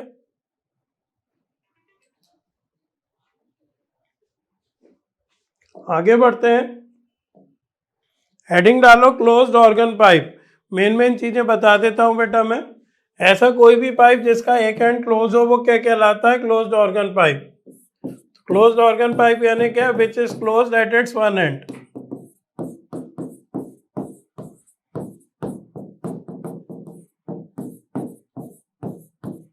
तो इसमें साउंड कैसे प्रोड्यूस होता है? होता क्या है बेटा? पाइप जैसा है, ये क्लोज्ड ऑर्गन पाइप है, ये क्लोज्ड ऑर्गन पाइप है, ये क्लोज्ड ऑर्गन पाइप है। तो होता क्या है, जो खुली तरफ रहती है वहां वेव को भी आपको खुला रखना है, और जो बंद तरफ रहता है वहां वेव को भी आपको बंद रखना है। कुल मिला के ऐसे बनाना है। क्लोज्ड ऑर्गन पाइप में क्या होगा? खुली तरफ बनेगा एंटी नोड और बंद तरफ बनेगा नोड। अगला केस कैसा बनेगा?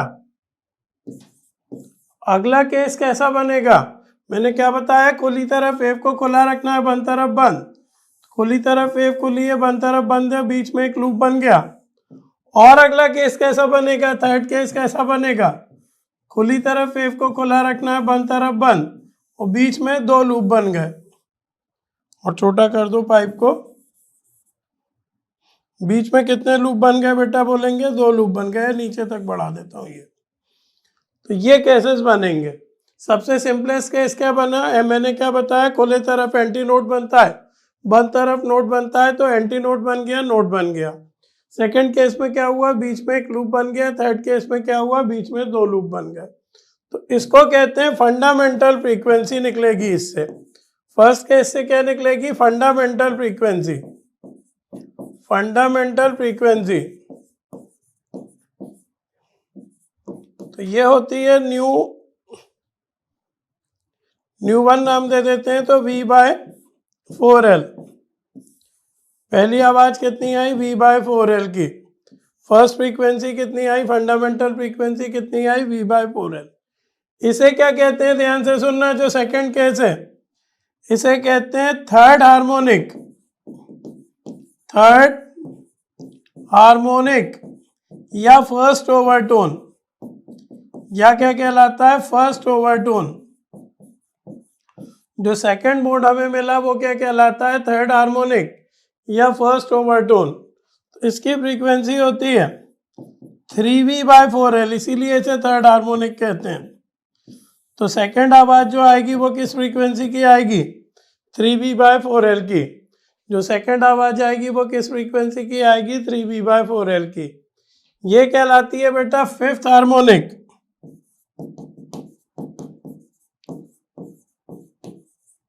या सेकंड ओवरटोन।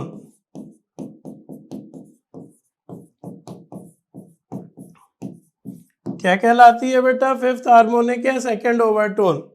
ये होती है 5V/4L। न्यू 3 कितना होता है? 5V/4L। पहली जिसे फंडामेंटल कहते हैं वो क्या फॉर्मूला है? V/4L। सेकंड फ्रीक्वेंसी जिसे थर्ड हार्मोनिक या फर्स्ट ओवरटोन कहते हैं 3V/4L। फिफ्थ हार्मोनिक या third overtone, second overtone 5V/4L। तो क्लोज्ड ऑर्गन पाइप के लिए क्या होता है, याद रखना, for closed organ pipe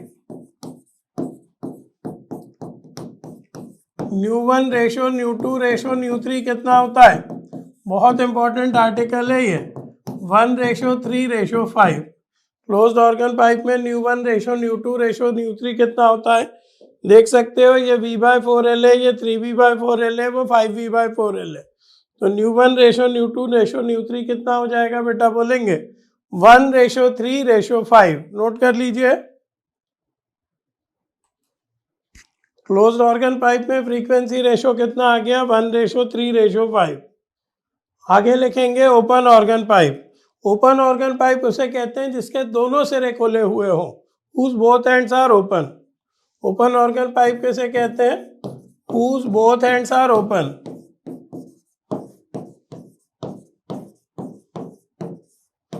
open organ pipe कैसे कहते हैं, जिसके दोनों सिरे खुले हुए हों। तो इसमें भी हम फर्स्ट केस क्या देखेंगे, मैंने अभी आपको क्या बताया, खुले तरफ वेव को खुला रखना है, बंद तरफ बंद। तो यहाँ तो बंद सिरा कोई है ही नहीं, दोनों सिरे खुले हैं, तो खुले तरफ वेव को क्या रखना है हमें, खुला। खुले तरफ हमें वेव को क्या रखना है, खुला। तो सिंपलेस्ट केस क्या बनेगा, खुले तरफ हमें एंटी नोड बनाना है, तो दोनों ही एंड खुले हैं तो दोनों तरफ एंटी नोड बन जाएंगे। यहाँ क्या होगा, एंटी नोड तो बनेंगे दोनों तरफ, लेकिन बीच में एक लूप बन जाएगा। यहाँ क्या होगा, एंटी नोड तो बनेंगे दोनों तरफ, लेकिन बीच में 2 लूप बन जाएंगे। बीच में कितने लूप बन जाएंगे, 2 लूप बन जाएंगे, है ना। खुले तरफ वेव को खुला रखते हैं यानी एंटी नोड फॉर्म करते हैं, बंद तरफ वेव को बंद रखते हैं यानी नोड फॉर्म करते हैं। तो यहाँ दोनों एंड्स खुले रहेंगे यानी दोनों तरफ एंटी नोड बनेंगे। तो ये निकलेगी fundamental frequency open organ pipe की। तो ये होती है बेटा V/2L। ओपन ऑर्गन पाइप की फंडामेंटल फ्रीक्वेंसी कितनी होती है बेटा, बोलेंगे V/2L। इसे क्या कहते हैं, सेकंड हार्मोनिक या फर्स्ट ओवरटोन। सेकंड हार्मोनिक या फर्स्ट ओवरटोन। सेकंड हार्मोनिक या फर्स्ट ओवरटोन, ये होती है 2V/2L। पहली कितनी हो गई, V/2L, दूसरी कितनी होती है, 2V/2L।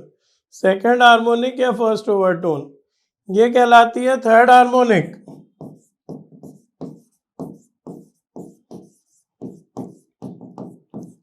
या सेकंड ओवरटोन।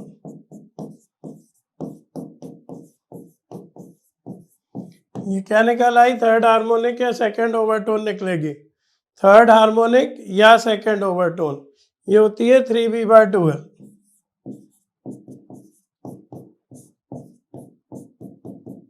पहली फ्रीक्वेंसी कितनी आती है, जिसे हम फंडामेंटल कहते हैं, V/2L। अगली फ्रीक्वेंसी को हम कहते हैं सेकंड हार्मोनिक या फर्स्ट ओवरटोन, ये आती है 2V/2L। और अगली फ्रीक्वेंसी को कहते हैं थर्ड हार्मोनिक या सेकंड ओवरटोन, ये होती है 3V/2L। तो ओपन ऑर्गन पाइप के लिए क्या हो जाएगा, for an open organ pipe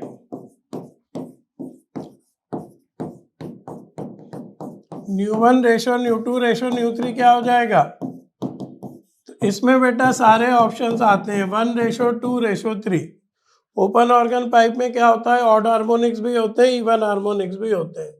open organ pipe में क्या होता है, ऑड हार्मोनिक्स भी होते हैं और इवन हार्मोनिक्स भी होते हैं। तो ν1 रेशो ν2 रेशो ν3 क्या हो जाता है, 1:2:3। क्लियर है, ध्यान रखिएगा, बहुत इंपॉर्टेंट है, आजकल नीट में ऑर्गन पाइप्स के क्वेश्चन आ रहे हैं। अगला है comparison of fundamental frequencies of closed end open organ pipe. तो ये सीधा सीधा रिजल्ट है कि न्यू ओपन जो होता है वो 2 टाइम्स होता है न्यू क्लोज्ड के। क्लोज्ड ऑर्गन पाइप और ओपन ऑर्गन पाइप की फ्रीक्वेंसी को यदि हम कंपेयर करें, कौन सी फ्रीक्वेंसीज को, फंडामेंटल फ्रीक्वेंसीज को, तो न्यू ओपन होता है 2 times of new closed. New open कितना होता है बेटा, बोलेंगे 2 times of new closed. Closed organ pipe और ओपन ऑर्गन पाइप की फंडामेंटल फ्रीक्वेंसीज को हम कंपेयर करें तो न्यू ओपन कितना आता है, 2 times of new closed. New open कितना आता है बेटा, बोलेंगे 2 times of new closed. New open कितना आता है बेटा, बोलेंगे 2 times of new closed. Clear है, और आगे देखेंगे। अगला बहुत इंपॉर्टेंट है, क्वेश्चंस बनते हैं इस पे। एंड करेक्शन ब्रैकेट में लिखो छोटा ई। तो होता क्या है, ध्यान से सुनना, एंड करेक्शन समझा रहा हूं, ये भी ऑर्गन पाइप का ही एक हिस्सा है। अभी तक हमने क्या पढ़ा है कि जो पाइप का ओपन सिरा होता है वहां एंटी नोड बनता है, जो पाइप का ओपन सिरा होता है वहां एंटी नोड बनता है। लेकिन देखा यह गया कि एंटी नोड वहां पर ना बनकर थोड़ा ऊपर बनता है। एंटी नोड वहां पर ना बनकर थोड़ा कहाँ बनता है बेटा, ऊपर बनता है। अगर अगला केस होगा तो क्या हो जाएगा, बीच में एक लूप भी बना देंगे। ये मान लो पाइप यहाँ क्लोज हो गया, तो एंटी नोड यहाँ ना बन के कहाँ बनता है, थोड़ा सा ऊपर बनता है। तो ये जितना ऊपर ये बन रहा है ना, इसी को कहते हैं एंड करेक्शन, यानी यहाँ से यहाँ तक को कहते हैं एंड करेक्शन, है ना। फर्स्ट मोड में मान लेते हैं ट्यूब की लेंथ L1 है, सेकंड मोड में मान लेते हैं ट्यूब की लेंथ L2 है। तो क्या है एंड करेक्शन की थ्योरी। अभी तक हमने क्या एज्यूम किया कि पाइप का जो ओपन एंड होता है वहां पर एंटी नोड बनता है, पाइप के खुले सिरे पर एंटी नोड बनता है, बिल्कुल शुद्ध हिंदी में सुनो। लेकिन एंटी नोड वहां ना बनकर थोड़ा ऊपर बनता है, लेकिन एंटी नोड वहां पर ना बनकर कहाँ बनता है, थोड़ा ऊपर। तो इसी डिफरेंस को कहते हैं एंड करेक्शन, इसी डिफरेंस को कहते हैं एंड करेक्शन। ठीक है बेटा, क्या लिख रहे हैं, इट इज एज्यूम्ड दैट, थोड़ी सी थ्योरी लिख लो। It is assumed that the open end of the tube, the open end of the tube act as an antinode, the open end of the tube act as an antinode। ये माना गया कि open and किसका काम करता है, antinode का काम करता है। आगे लिखो, but the actual position of antinode, but the actual position of antinode is a little distance above the tube,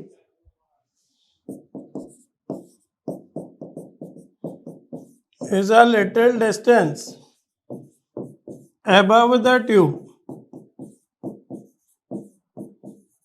क्या लिखा बेटा, अभी तक हम ये मानते थे कि ट्यूब का खुला हुआ सिरा किसका काम कर रहा है, एंटीनोड का, लेकिन एंटीनोड कहाँ बनता है, ऊपर बनता है। तो इसी डिफरेंस को कहते हैं and correction. This difference is called and correction. इसके फॉर्मूले याद रखो पहले। अब ये L1 कैसे कह रहा हूं मैं, पहले मोड को L2 लेंथ कितनी है दूसरे मोड की, तो एंड करेक्शन का फॉर्मूला होता है, याद रखो, L2 minus 3L1/2। And correction का फॉर्मूला क्या होता है, याद रखो, L2 माइनस 3L1/2। L2 क्या है, सेकेंड मोड की लेंथ, L1 क्या है, फर्स्ट मोड की लेंथ। तो एंड करेक्शन का फॉर्मूला याद रखिए, L2 माइनस 3L1/2, याद रहेगा। एंड करेक्शन का फॉर्मूला L2 माइनस 3L1/2, जो अप्रोक्सीमेट इक्वल आ जाता है, याद रखो, 0.61 R के। ये भी एक फॉर्मूला होता है, 0.61 R। यहाँ R क्या है, याद रखो, इनर रेडियस ऑफ ट्यूब। ये अप्रोक्सीमेट फॉर्मूला है, इनर रेडियस ऑफ ट्यूब। कितना होता है एंड करेक्शन, याद रखो, L2 माइनस 3L1/2, और अगर अप्रोक्सीमेट बात करें तो 0.61 R। यहाँ R क्या है, ट्यूब का इनर रेडियस है। यहाँ R क्या है बेटा, बोलेंगे ट्यूब का इनर रेडियस है। यहाँ R क्या है बेटा, बोलेंगे ट्यूब का इनर रेडियस है। तो एंड करेक्शन का ये formula examination point of view से बहुत इंपॉर्टेंट है, ये आपको याद होना चाहिए। क्या होता है एंड करेक्शन, समझ में आ गया। तो यहाँ आप कह सकते हो कि ऑर्गन पाइप्स खत्म होती हैं। ऑर्गन पाइप में आपको क्या पढ़ना है, क्लोज्ड ऑर्गन पाइप पढ़ना है, ओपन ऑर्गन पाइप पढ़ना है, दोनों की फंडामेंटल फ्रीक्वेंसीज कंपेयर करना है और प्लस एंड करेक्शन करना है। क्लियर है। अब आगे बढ़ते हैं, आखिरी आर्टिकल पे आ गए, हेडिंग डालेंगे डॉपलर्स इफेक्ट। हेडिंग डालेंगे डॉपलर्स इफेक्ट। होता क्या है, जब मैं बोल रहा हूं, आप मान लो सुन रहे हो, तो जब भी सुनने वाले और सुनाने वाले के बीच में रिलेटिव मोशन होता है, जब भी सुनने वाले और सुनाने वाले के बीच में क्या होता है, रिलेटिव मोशन होता है, तो जिस फ्रीक्वेंसी की आवाज ऑब्जर्वर को सुनाई देती है या लिसनर को सुनाई देती है वो अलग होती है असली फ्रीक्वेंसी से। डॉपलर इफेक्ट के लिए रिलेटिव मोशन जरूरी है। जब भी सुनने वाले और सुनाने वाले के बीच में रिलेटिव मोशन होता है तो क्या होता है, सुनाई देने वाली आवाज की फ्रीक्वेंसी अलग होती है असली फ्रीक्वेंसी से। सुनाई देने वाली आवाज की फ्रीक्वेंसी अलग होती है असली फ्रीक्वेंसी से। तो इसी इफेक्ट को कहते हैं डॉपलर्स इफेक्ट। इसी इफेक्ट को कहते हैं डॉपलर्स इफेक्ट। तो लिखेंगे whenever there is a relative motion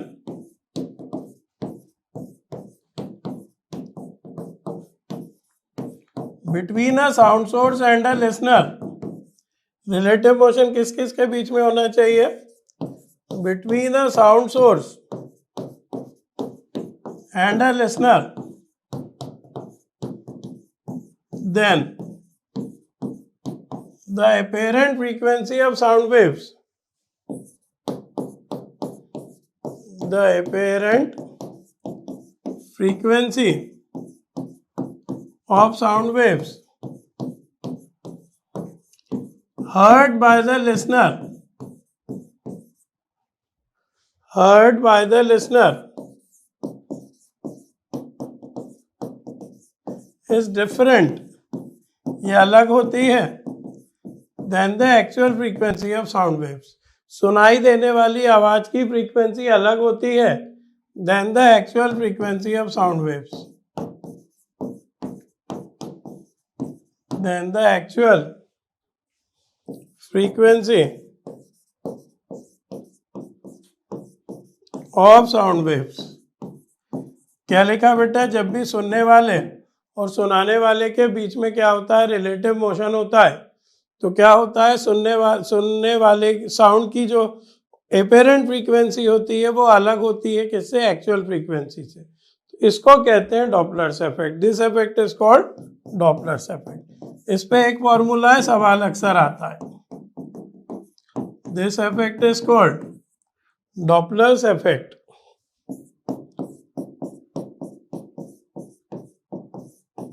ठीक है बेटा, पैरा चेंज कर रहे हैं, लेट करके लिखो।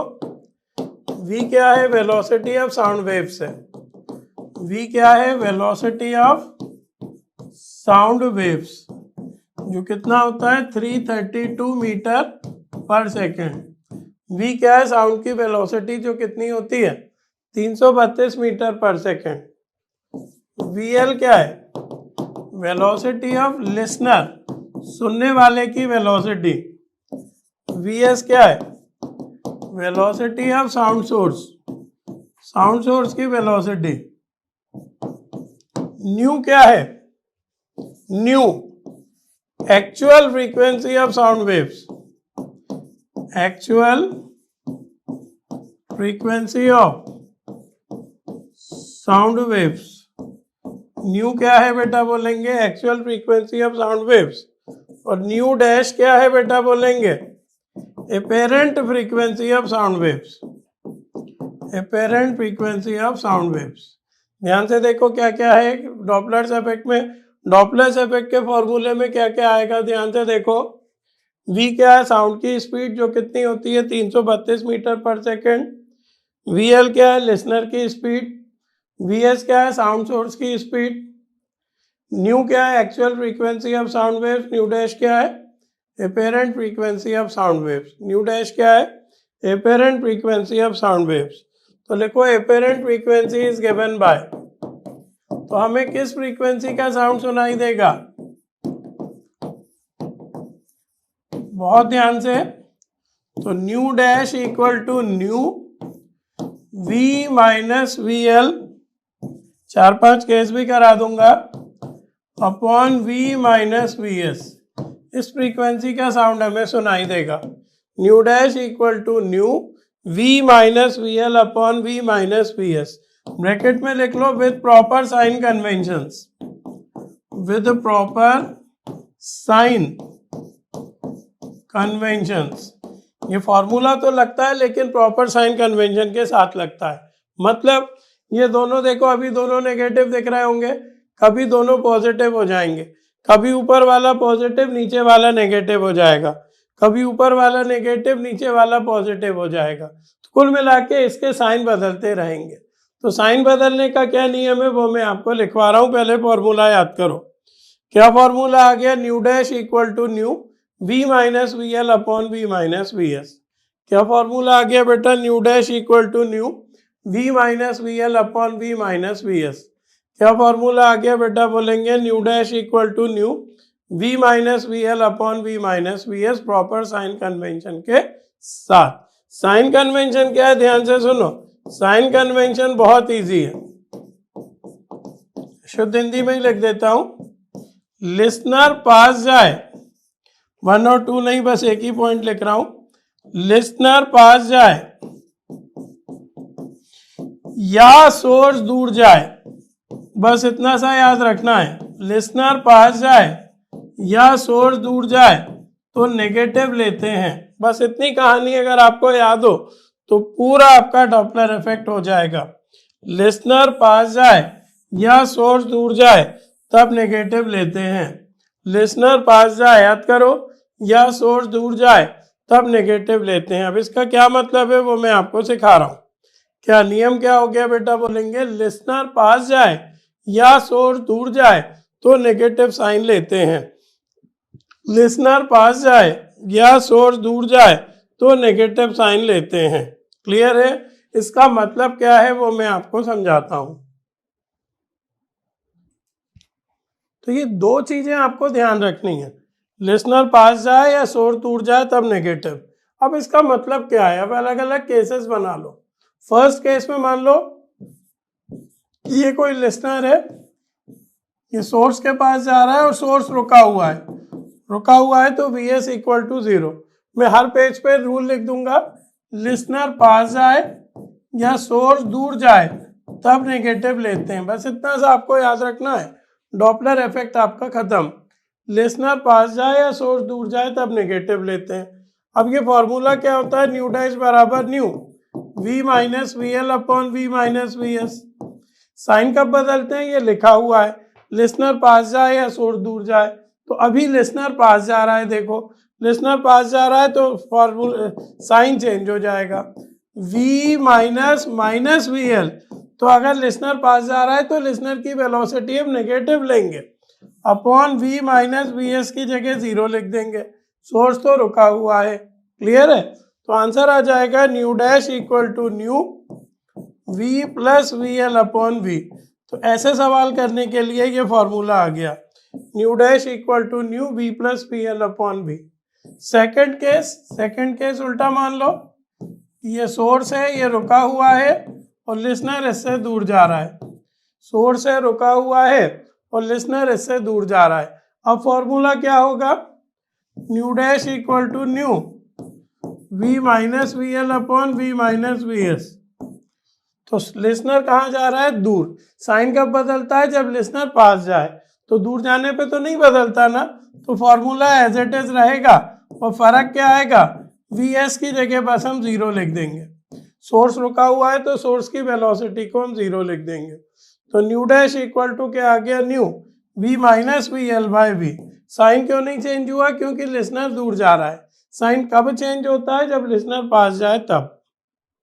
अगला केस, तीसरा केस, अब लिसनर को रोक दो और सोर्स को एक बार दूर ले जाओ और एक बार पास ले जाओ। रुका हुआ लिसनर है, यानी हम रुके हुए हैं, कोई चीज हमारे पास आ रही है एक बार और एक बार हमसे दूर जा रही है। सोर्स एक बार दूर जा रहा है, एक बार पास जा रहा है। रूल क्या है? लिसनर पास या सोर्स दूर तब साइन बदलता है, तब नेगेटिव लेते हैं। लिसनर के पास जाने पर, सोर्स के दूर जाने पर। तो यहां देखो सोर्स दूर जा रहा है, फॉर्मूला क्या होता है? Nu dash equal to nu V minus V L upon V minus V S. Source दूर जा रहा है तो ये लिखा हुआ है, सोर्स के दूर जाने पे साइन चेंज होता है। तो न्यू डैश इक्वल टू ले लेंगे nu V minus V L 0 है upon V minus minus V S ले लेंगे। सोर्स की वेलोसिटी नेगेटिव ले लेंगे। नेगेटिव क्यों ले लेंगे? क्योंकि सोर्स दूर जा रहा है। तो न्यू डैश इक्वल टू हो जाएगा nu v upon v plus V S हो जाएगा। न्यू डैश इक्वल टू क्या हो जाएगा, nu v upon v plus V S हो जाएगा। न्यू डैश इक्वल टू क्या हो जाएगा, nu v upon v plus V S हो जाएगा। यहाँ देखो सोर्स पास जा रहा है, लिसनर रुका हुआ है, ये होता है फॉर्मूला। अब सोर्स पास जा रहा है, ध्यान से देखो, सोर्स के दूर जाने पे साइन चेंज होती है। सोर्स पास जा रहा है, सोर्स पास जा रहा है तो साइन नहीं चेंज होगा, यानी फॉर्मूला एज इट इज होता रहेगा। बस फर्क क्या रहेगा, लिसनर की जगह 0 लिख दो और बाकी फॉर्मूले को एज इट इज उतार दो। तो न्यू डैश इक्वल टू हो जाएगा nu v upon v minus V S. Nu dash equal to हो जाएगा nu v upon v minus V S. ये हो गया चौथा केस। पांचवे में मान लो लिसनर और सोर्स ऐसे चल रहे हैं, और छठवें केस में मान लो लिसनर और सोर्स दूर जा रहे हैं एक दूसरे के। एक में मान लो कि लिसनर और सोर्स एक दूसरे के पास जा रहे हैं, एक में मान लो कि लिसनर और सोर्स एक दूसरे के दूर जा रहे हैं। फॉर्मूला क्या होता है, nu dash equal to nu v minus V L upon v minus V S. Nu dash equal to nu, अब तक तो समझ में आ गया होगा कब साइन चेंज करना है। फिर से लिख दे रहा हूं, लिसनर पास जाए, बस इतना सा है बेटा डॉपलर इफेक्ट जो मैं साइड में लिखता हूं। लिसनर पास जाए या सोर्स दूर जाए तब नेगेटिव लेते हैं, बस लिसनर पास जाए या सोर्स दूर जाए तब नेगेटिव लेते हैं। यहाँ देखो लिसनर तो पास जा रहा है, लिसनर पास जा रहा है तो है उसमें, हाँ है, ये लिखा है लिसनर पास जाए, तो लिसनर का साइन बदल दो। और सोर्स दूर जाने पे बदलता है, तो यहाँ तो सोर्स पास आ रहा है तो सोर्स का साइन एज इट इज रखो। लिसनर का क्यों बदला, क्योंकि लिसनर पास जा रहा है, लिसनर पास जाने पे साइन चेंज करता है। और सोर्स का क्यों नहीं बदला, क्योंकि सोर्स कहाँ जा रहा है, दूर जा रहा है।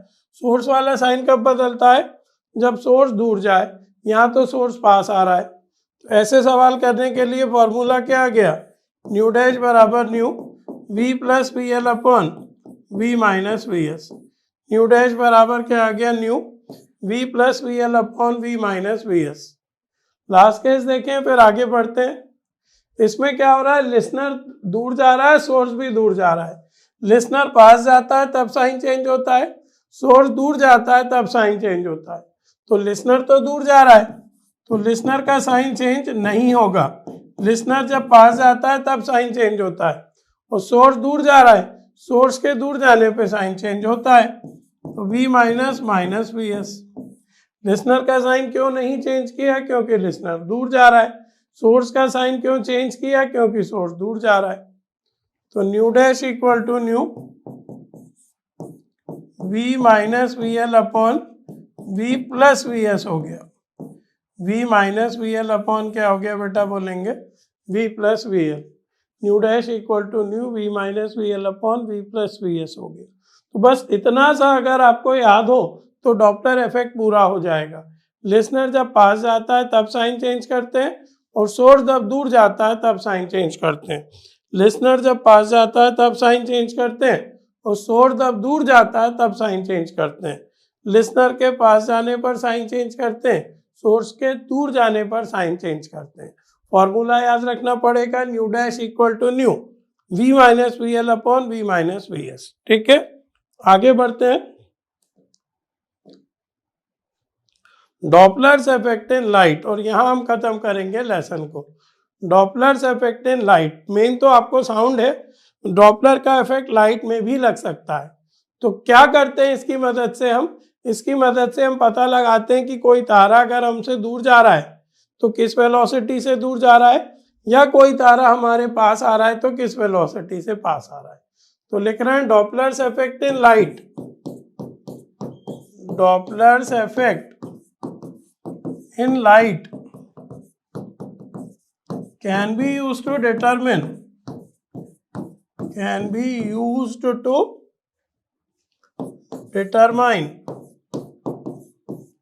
the velocity of stars।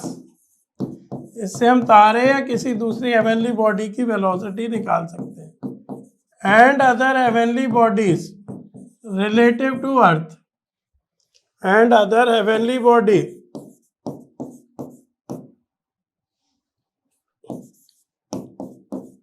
relative to earth। क्या कर सकते हैं इसकी मदद से बेटा? बोलेंगे Doppler's effect in light can be used to determine the velocity of stars and other heavenly bodies relative to earth। Doppler's effect in light can be used to determine the velocity of stars and other heavenly bodies relative to earth। क्या लिखा बेटा? Doppler's effect in light can be used to determine the velocity of stars, याद रहेगा, and other heavenly bodies relative to earth। Doppler effect से हम क्या पता लगा सकते हैं कि कोई तारा अगर हमसे दूर जा रहा है तो किस वेलोसिटी से जा रहा है, या कोई तारा हमारे पास आ रहा है तो किस वेलोसिटी से आ रहा है। क्लियर है? कैसे? बहुत ध्यान से। दो चीजें पढ़ेंगे, बात करेंगे एक बार तारे के दूर जाने की, एक बार बात करेंगे तारे के पास आने की। तो जब तारा हमसे दूर जाता है तो जो वेवलेंथ हमें दिखाई देती है वो ज्यादा होती है असली वेवलेंथ से। साउंड में बात की थी फ्रीक्वेंसी की, लाइट में बात होती है वेवलेंथ की। तो कोई तारा यदि हमसे दूर जा रहा है तो दिखाई देने वाली वेवलेंथ ज्यादा होगी असली वेवलेंथ से, और इस शिफ्ट को कहेंगे red shift.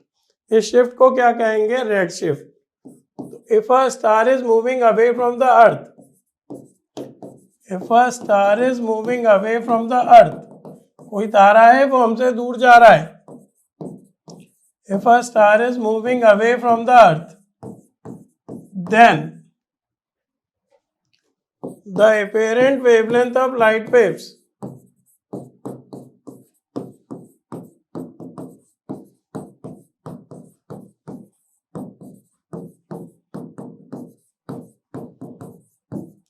received by an observer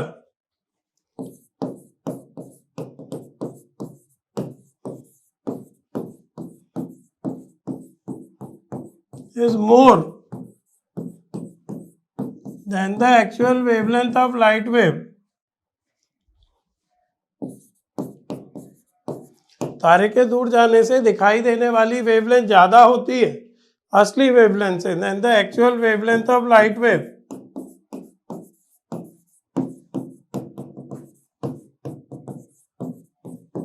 emitted by the star. याद रहेगा, तारा जब दूर जाता है तो दिखाई देने वाली वेवलेंथ ज्यादा होती है असली वेवलेंथ से। तो लिखो this shift is called red shift. इस शिफ्ट को क्या कहते हैं? रेड शिफ्ट कहते हैं। दिस शिफ्ट इज कॉल्ड, तारे के दूर जाने को कहते हैं red shift. This shift is called red shift. तारे के दूर जाने को कहते हैं रेड शिफ्ट। दूसरा लिखेंगे if a star is moving towards the अर्थ, यदि कोई तारा पास आ रहा है हमारे, if a star is moving towards the earth,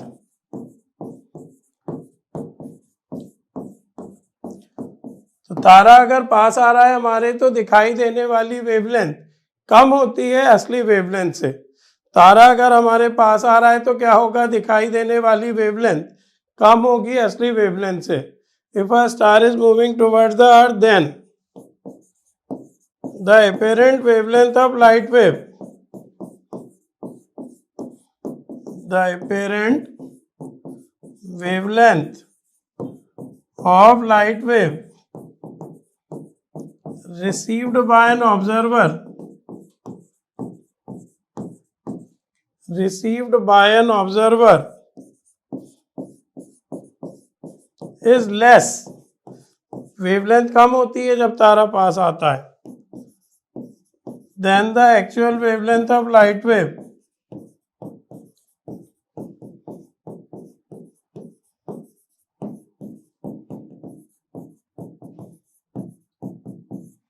emitted by the star। फिर से समझ लीजिए,